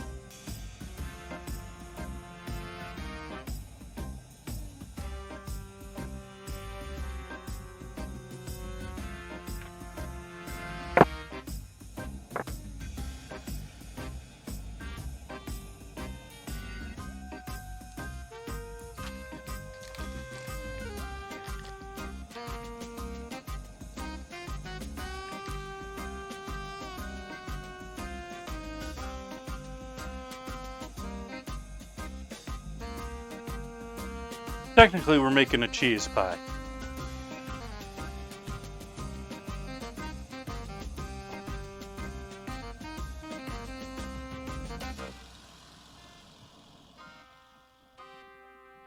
And I want to try actually doing this a different time, but I want to do it with like a more traditional bread dough, or at least try making this recipe with more of like a bread dough rather than just a pizza dough.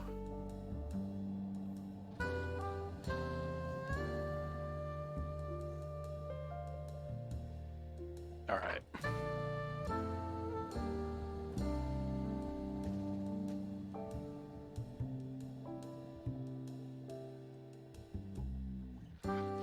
But, we'll slice this. Thank you.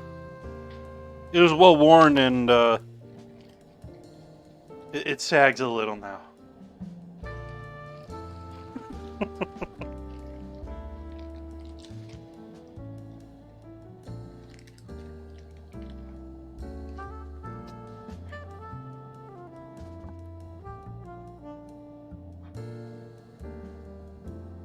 I think this is a bit much to use all this though, so I'm just going to put a couple of chunks of goat cheese in each of these.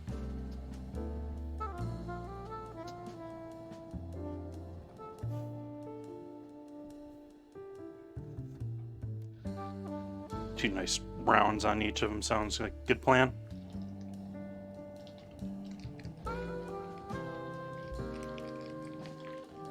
I've gone through a couple as far as aprons over the years.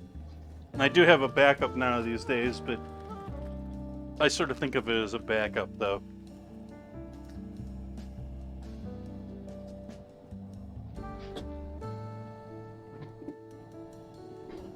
Maybe I'll make some goat cheese ice cream with that.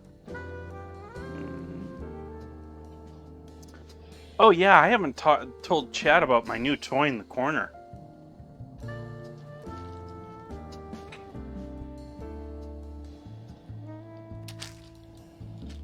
FBI target apron. Why is the FBI after me for some reason?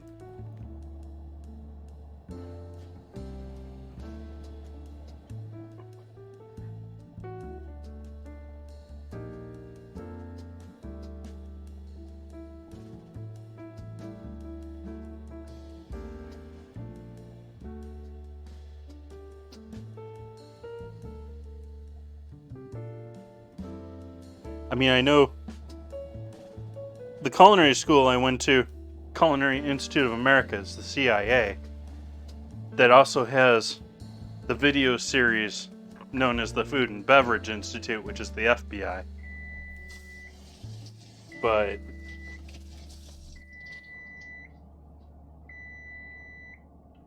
oh, stop beeping at me. Let's take a look at this pie. Let's see what we got for a meat pie here, folks.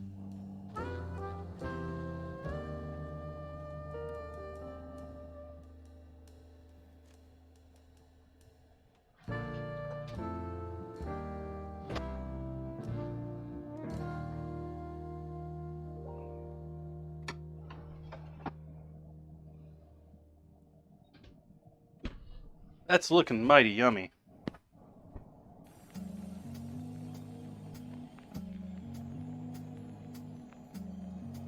I know you may not consider that necessarily street food, but this is one of those cases where it's baked up and then sliced and then kept warm for initial service. And so the hope here is that we'll maybe be able to put that into quarters once it cools. Either way, I think that's going to be some flaky deliciousness.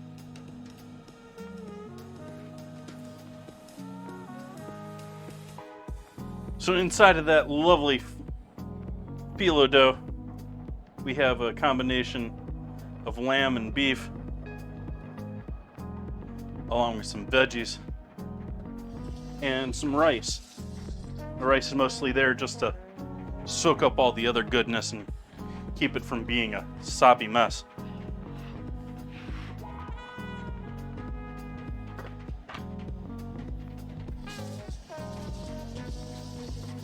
But now that we got that going, we need to get this rack out of the oven.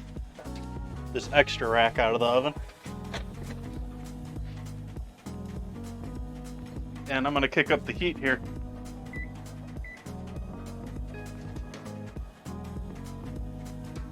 Kick it up a notch. Yes, I've said those cringe words.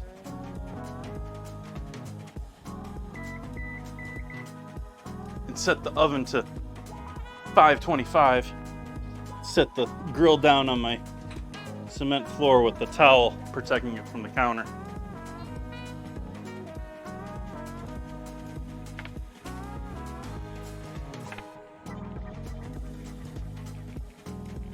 Okay, so for our first dough round, we'll start prepping here.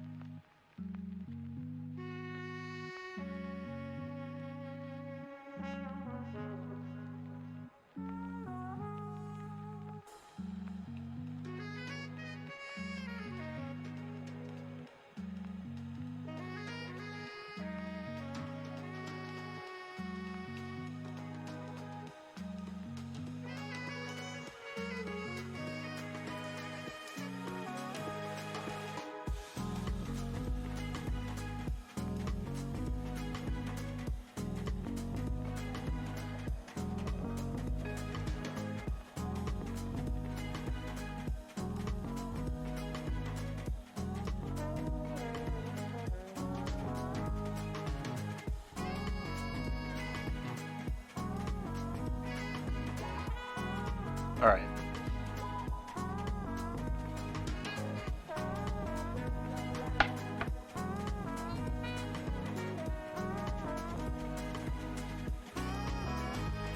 So we got this loveliness here on the board. I want to make sure it's not sticking to the board. I had it sort of the way I wanted it originally. We want this sort of somewhat long and narrow.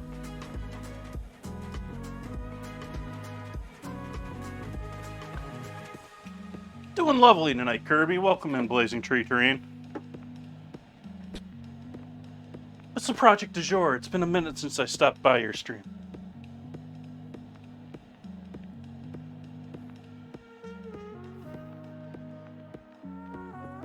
As I said before, my modification or my addition or change to this, I'm going to add a little bit of tomato to this project.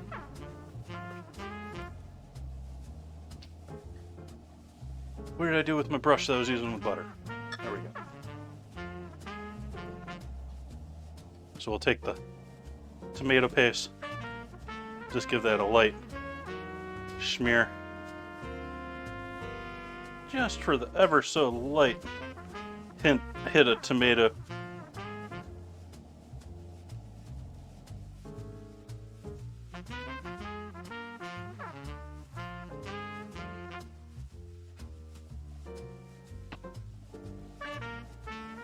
Go with 2 feta blocks to begin.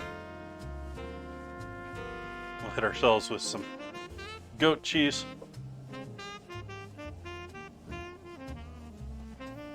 And then mozzarella.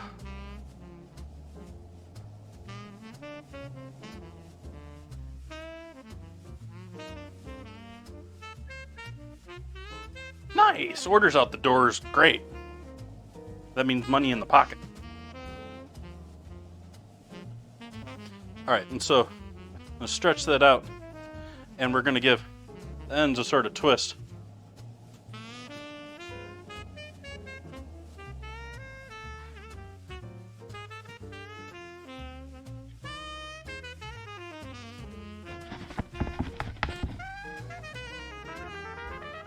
And wait for that oven to come up to temp. That's going to go in just like that. Actually, I'm somewhat tempted to throw a little pepper on top. Let's throw a little pepper on top.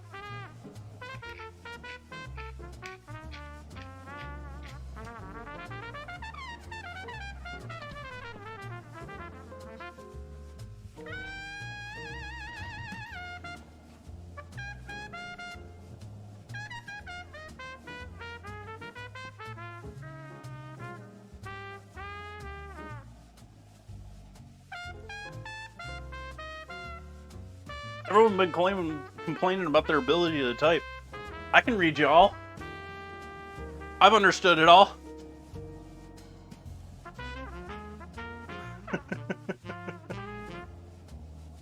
So anyone just joining in, this lovely thing on the stove right here is a Greek meat pie. Combination of lamb and beef, onions, mushrooms, cremini mushrooms, and what was the other veggie out there? Oh, pepper, red pepper. And then a little water and some rice to soak up all that goodness from everything else. And then it's all encased in a heavy layer of butter-drenched phyllo dough. Will Poker on the gifting spree, thank you, sir. Will Poker gifted a tier 1 sub to Orspor. They have given 8 gift subs in the channel. Thank you, thank you.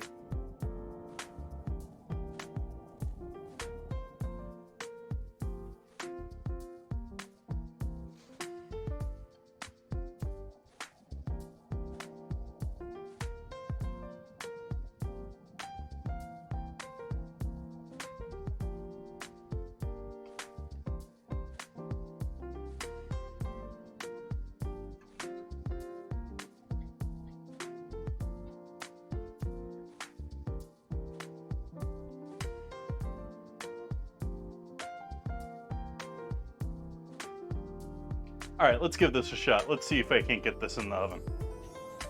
I'll brush off excess cornmeal on the side so that it doesn't all go in my oven.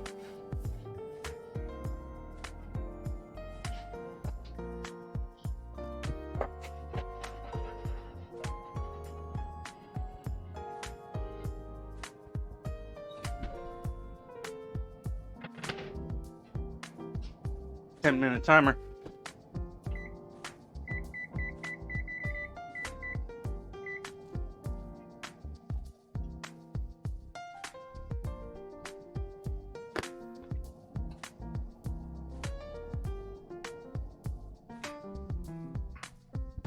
And do just about all I can for that 10 minutes is push out the edges of this dough. I can't really work it too much before the peel is clear, and I need to keep the peel clear for pulling the other one out of the oven.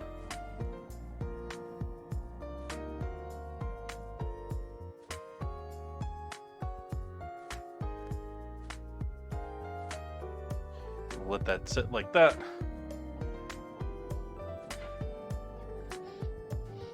A landing place for our pizza that's coming out of the oven.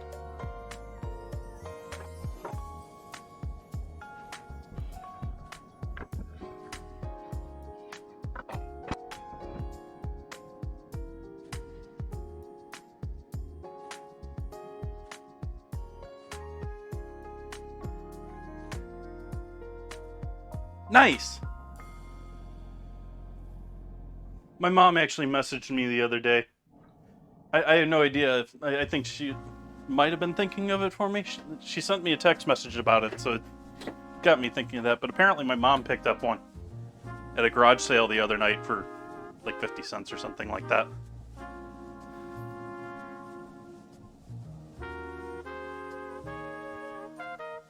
So maybe I'll have a pizza meal. Because I'm not going out and buying one on my own otherwise.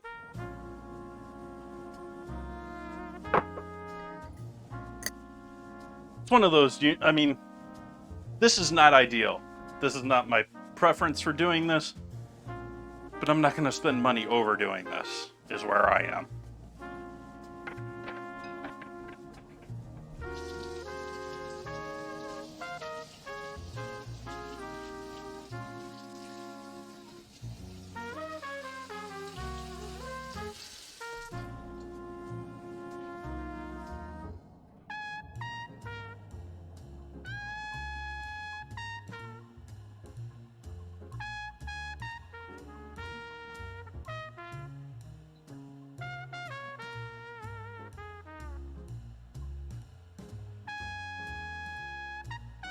Sort of weird. I'm much more thrifty about the tools and equipment that I look for than really the food. But I did hint about it. We're gonna have to one of these days make some ice cream here on stream, because I have a new, essentially just a giant ice cream machine over here with all my coffee stuff now. However, it does have some savory uses. We may have some use out of this for the ingredient challenges.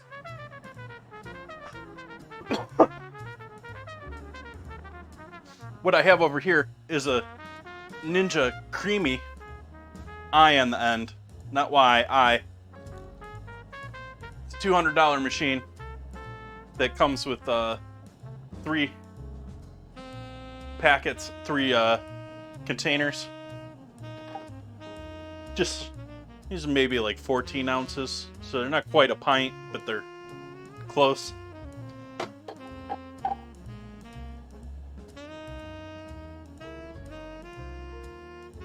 And what it does, this is basically replicating a much more expensive machine that I have wanted for ages, which is a PacoJet. And a PacoJet is a commercial machine. You're gonna get it for $5,000 unless you find it used or someone with it stolen or something. And it's essentially a very fancy drill press. And this one actually, because it's newer, they've since lost their patent on that. It's been 20 years. And so Ninja has now come and made their own version of that, which, you know, has some extra features to it. It's sort of I don't know if it's for $200 compared to $5,000. It's a heck of a deal. And it comes with a few more, like, it's got a bit more technology in the brain of it, but the actual design is much cheaper. So you're sort of trading off going from industrial, you could throw it on the ground, kick it, and it's still going to work for you, to something I feel like I'm a little worried that if I look at it wrong, it's going to break. But, again, $200 instead of $5,000. So what it has is these 3 containers.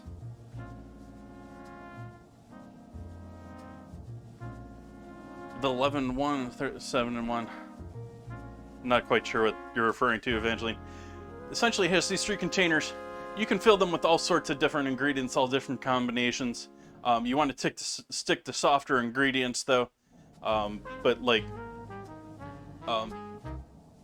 yeah, you don't want to put, like, M&Ms in this or hard chocolate or stuff like that. You freeze it solid. And you have this solid block. And then you put it in the machine. Like I said, it's essentially a fancy drill press. And what it does is it goes through very finely through that and essentially cuts that ice into ice cream versus trying to perfectly create individual ice crystals like a normal ice cream machine does. And it has some other great options that I can do with it too. Like, I haven't tried it with this, and I haven't really seen anyone do it with a creamy. But from my knowledge of Paco Jets, this is amazing for soups. This is amazing for pestos. There are some savory uses for this too. It isn't just ice cream. And yeah, it's quite amazing if you're a fan of the Italian ice or sorbet. Yeah. I'm very happy to have this in my... It is a big counter hog.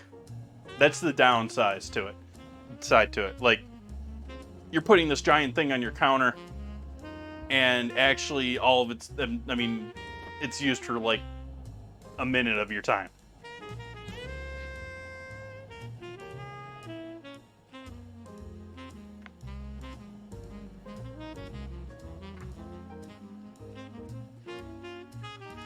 I'm not sure, Evangeline. I mean, mine's got some of those and not others.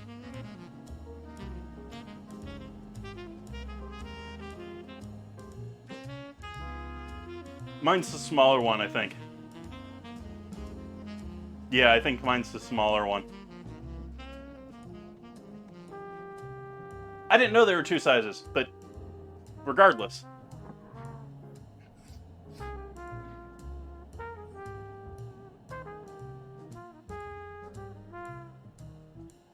I didn't know that this existed until, like, maybe 5 months ago, 6 months ago. I have had it around the house for a little bit.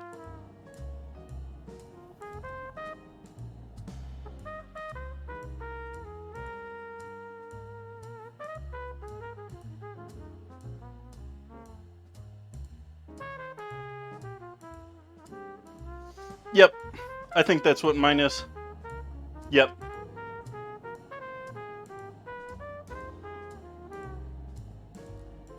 But truthfully, I wouldn't want a larger one. Like, I wouldn't mind having a couple more cups, maybe. But yeah, I don't need a bigger container.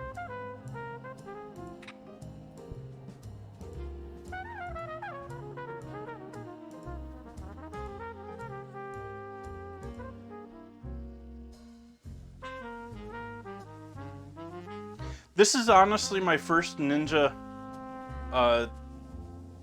tool, and I worked with a couple of the blenders that were bought by other people and businesses, and I thought they were complete junk. And so that sort of spoiled my thoughts on using them for anything else.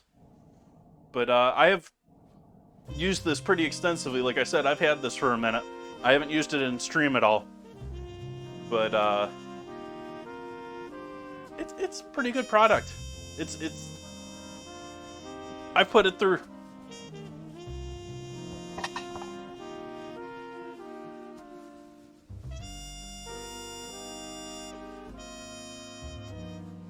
And I don't really care about dishwasher safe too because dishwasher.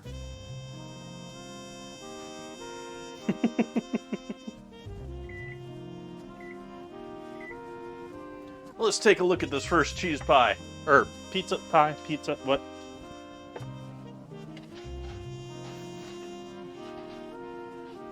Oh yeah, I definitely want to do this with more of a bread too. Want to try this that way too. But that's looking pretty good there.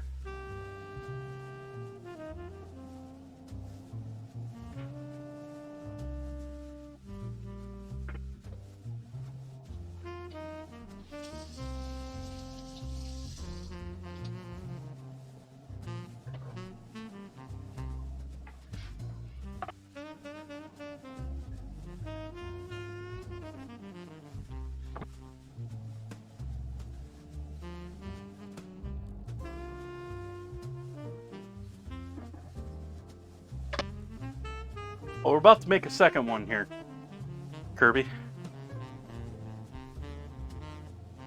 I'm sorry, your old name sticks with me much more than your new one.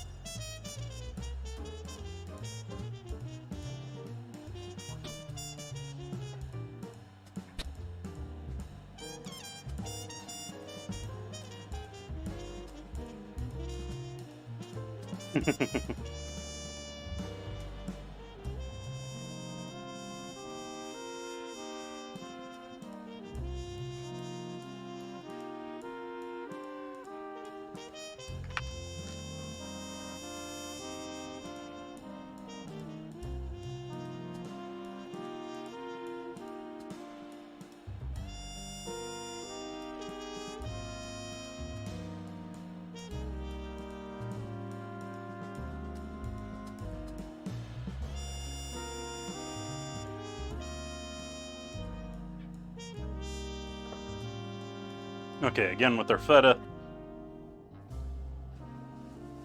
our goat's milk,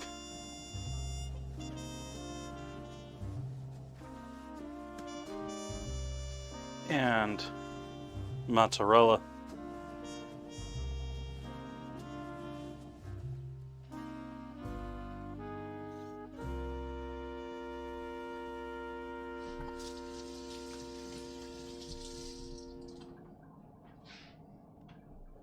I'm going to do a little dried oregano on this one.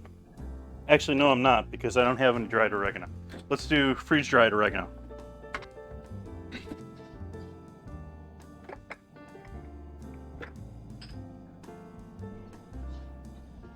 And a half onion I forgot I have.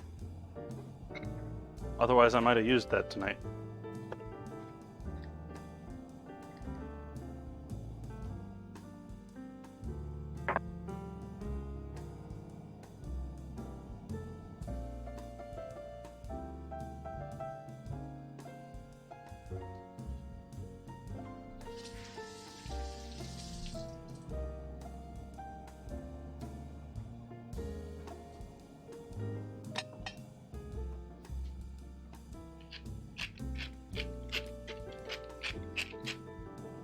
Pepper.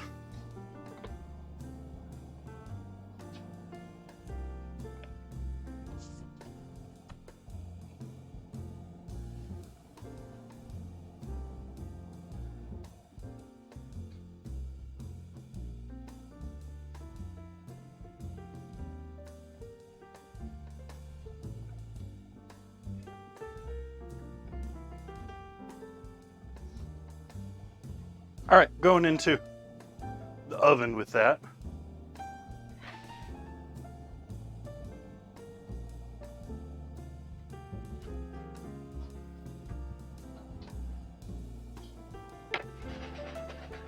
Ah, come on.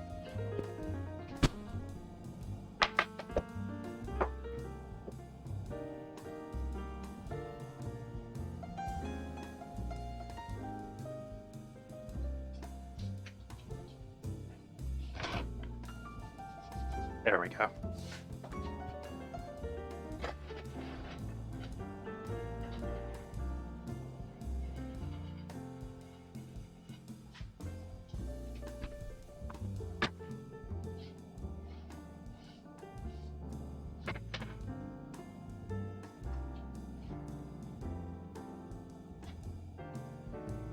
It does a little bit, doesn't it? It does look a little bit like an eye. I should probably set a timer for that.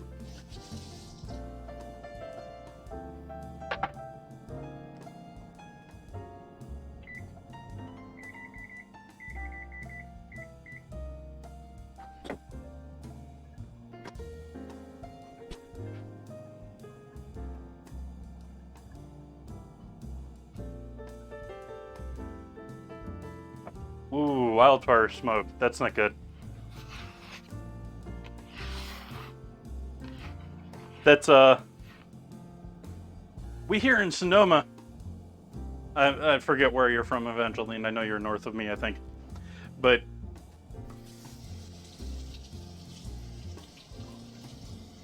we were using N95 masks before it was popular.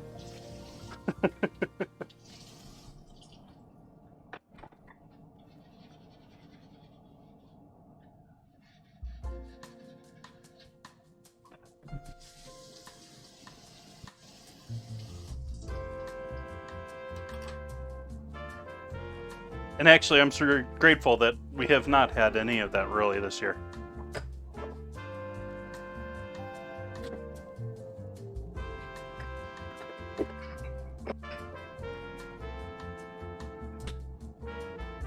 But after the big Tubbs fire here, like, that was like the thing. Like, we had people. I forgot I had the grate down here. It's still warm. No.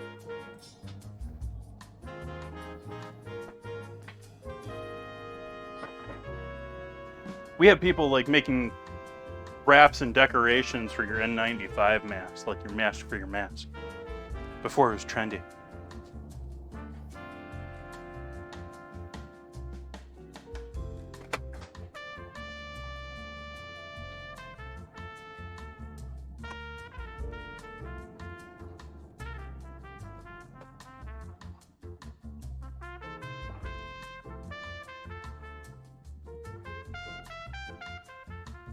Like, I have disposable 95s that I use when I'm out and about, and I reuse them more than I probably should, but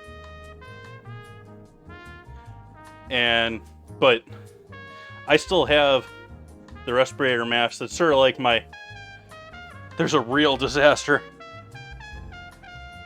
that's got the more like paint mask that's designed to actually be worn for a while, and has the like disc filters that you can put onto it, and it's a N100, so it's even more filtration.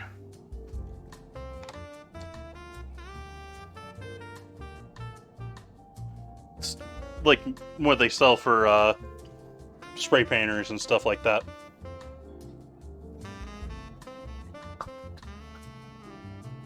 I was watching the other day. I was watching one of those This Old House YouTube vids, and the guy was doing masonry, and they were sitting there just mixing up concrete, all sorts of concrete. The guy that was doing the demo, and it wasn't the main guy, and the guest lady that was having her house worked on, and they were both sitting there working on this, and I was just sitting there watching this concrete dust just up in the air while they're both sitting there without masks, just breathing everything in that's coming. And I send a lot of you folks off to Rhino Lion, or if you've got any knowledge of pottery or know what's going on there, breathing in stone just in general is not a good plan.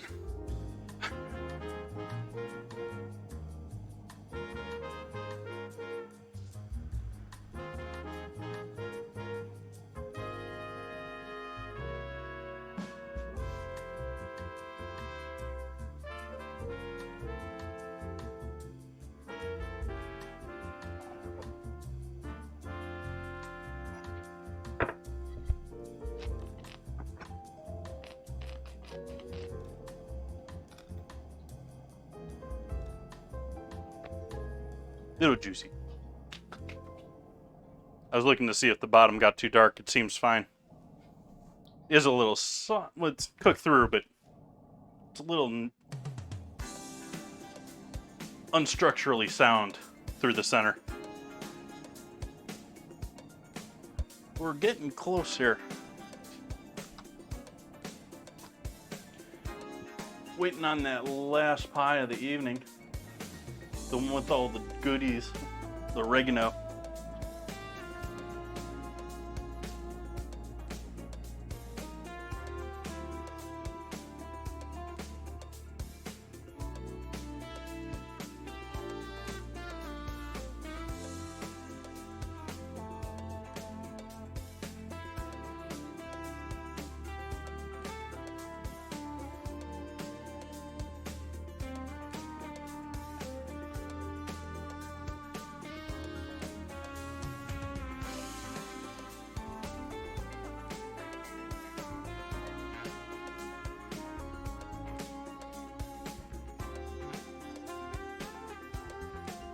Let's see if we can't slice into this other pie and get a serving of this pie to show you folks what it looks like.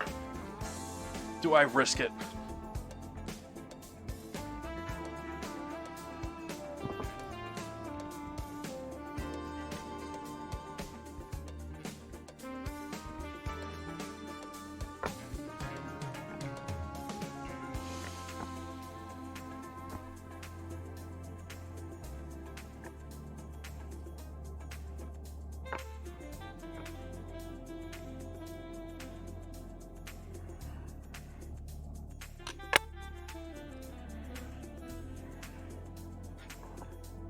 Let's grab a photo of this. I didn't take a photo of this just as is.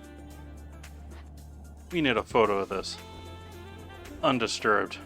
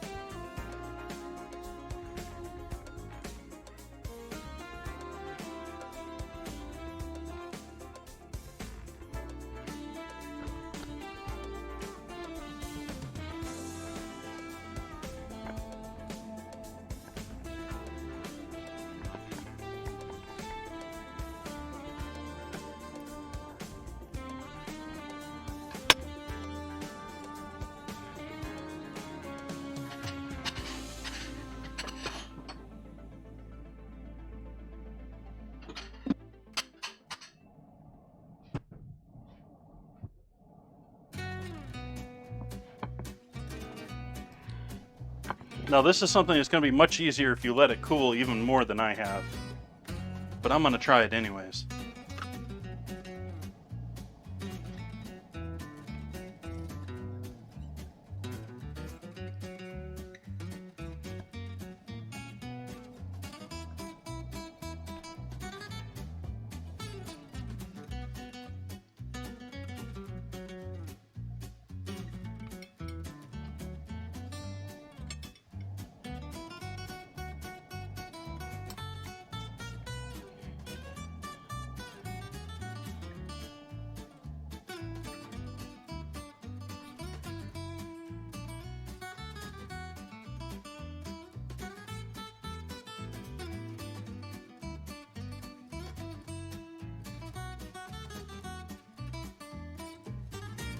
We got that outside nice and brown and crispy.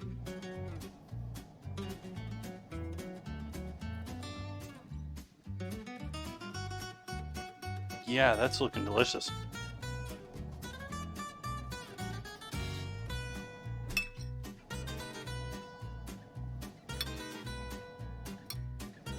Oh yeah.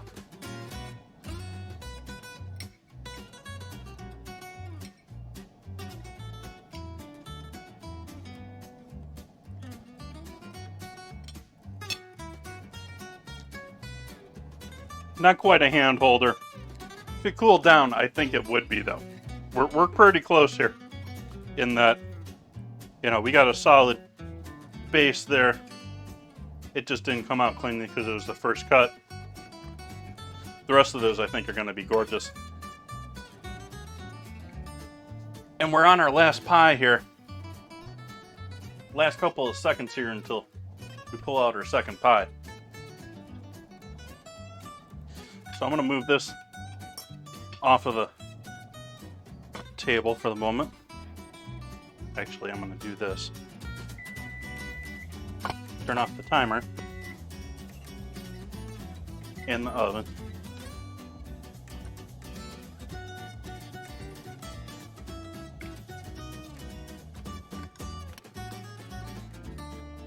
Okay.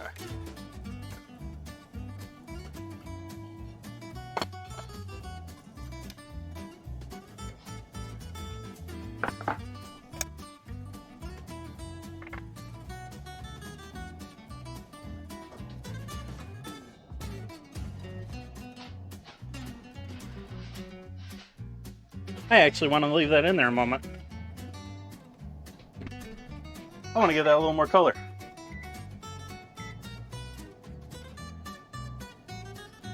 It felt like I left that in there too long, but I want to give that a little more color.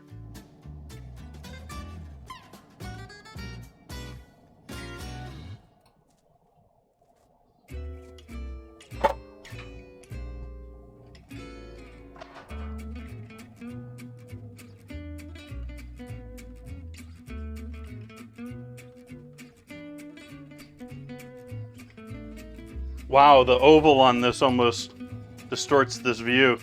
It almost looks like it's a... To me, looking at that, it looks like it's a, like, visual trick. There's no visual trickery, but... It looks like the video has been, like, stretched or distorted because of the oval to me.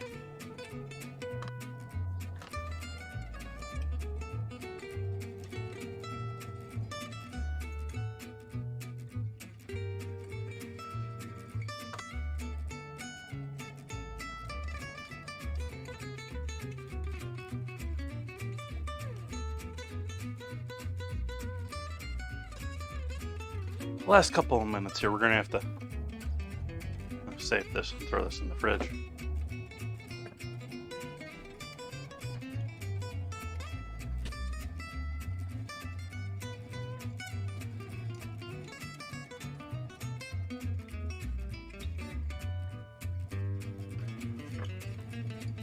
So what soups are we gonna do next week, folks? What's everyone's favorite soups? I mean, I've already done... I can't do Italian wedding soup, even though I didn't really do Italian wedding soup last time. French onion. Oh, we got some French onion fans. Okay.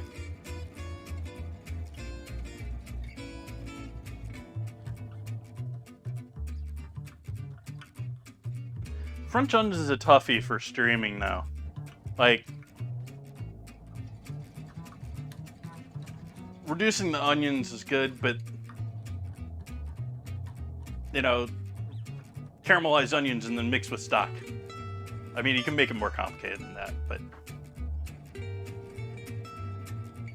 it is an amazing soup.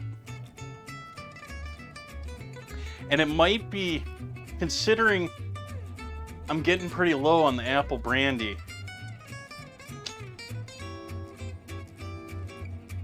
might have to get something else to try out something else in that.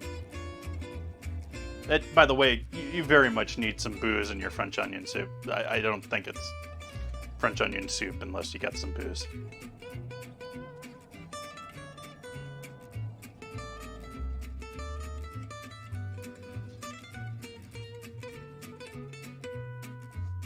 Like, that other pizza didn't even have half the color of this one. I'm calling them pizzas. They're...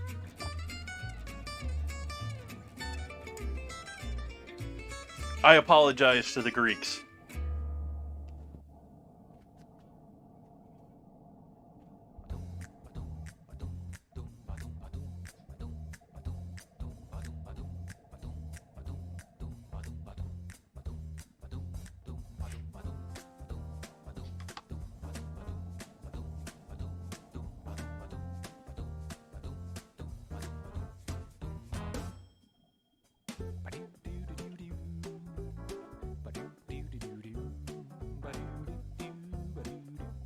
Pizzole. That's an interesting idea.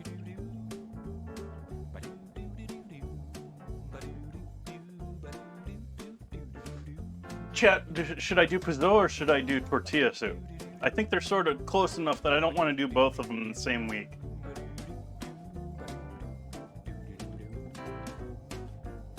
But we had the great raid from George earlier, and he was doing tortilla soup.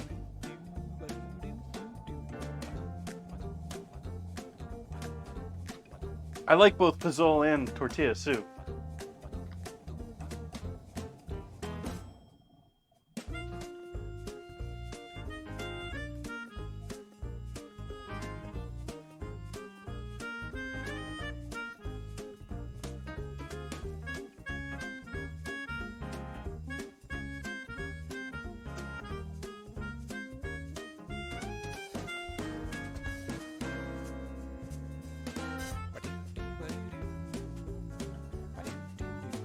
Let's see, we got enough color on this now? Yeah, I'm calling it. It's still light, but it's cooked and I don't want it to burn on the bottom.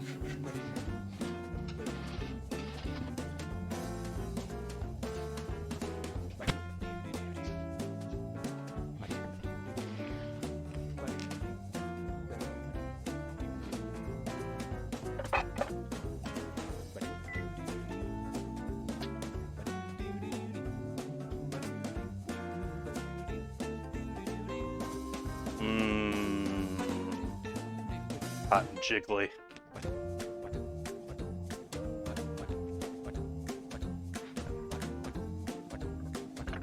I think we need to do a cheese pull on this bad boy, though. Let's see if we can't get a cheese pull on this.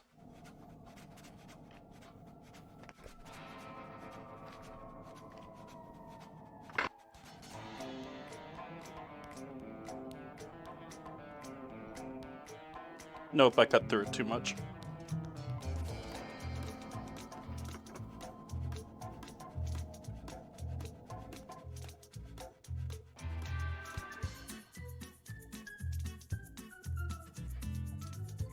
See, that's why you always do a cheese pull with the grilled cheese, because you can cut through the bread on either side without breaking through the cheese, and then you can just pull it. Like, I've got a great clip of me doing one where I had a cheese pull like up here with a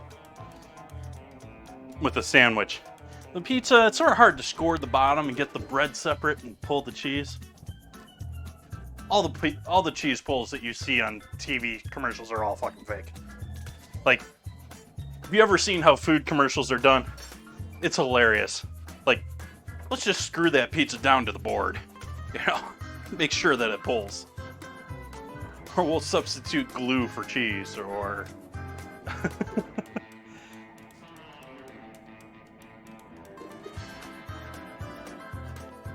So here we have our dinner tonight. And tomorrow, and... Well, not tomorrow, because we have ingredient challenge tomorrow. We've got hamburger helper ingredient challenge tomorrow. I'm gonna have to figure out how to use hamburger helper for dessert. Help. So that's gonna be tomorrow night. I hope you come to join me for that.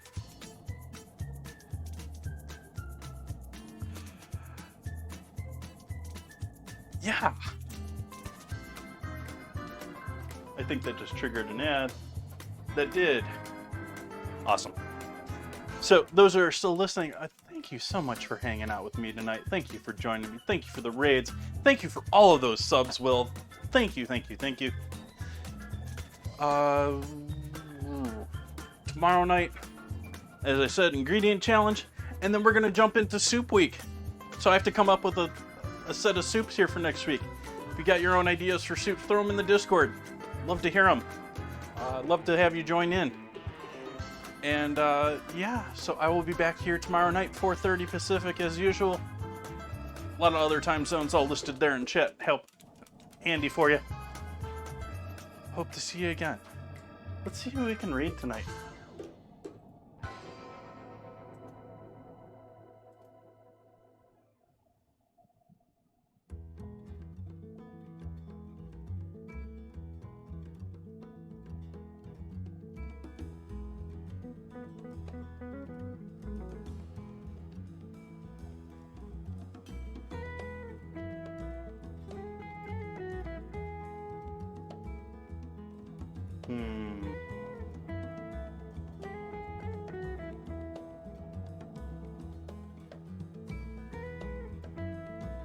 I think we're just going to call it here.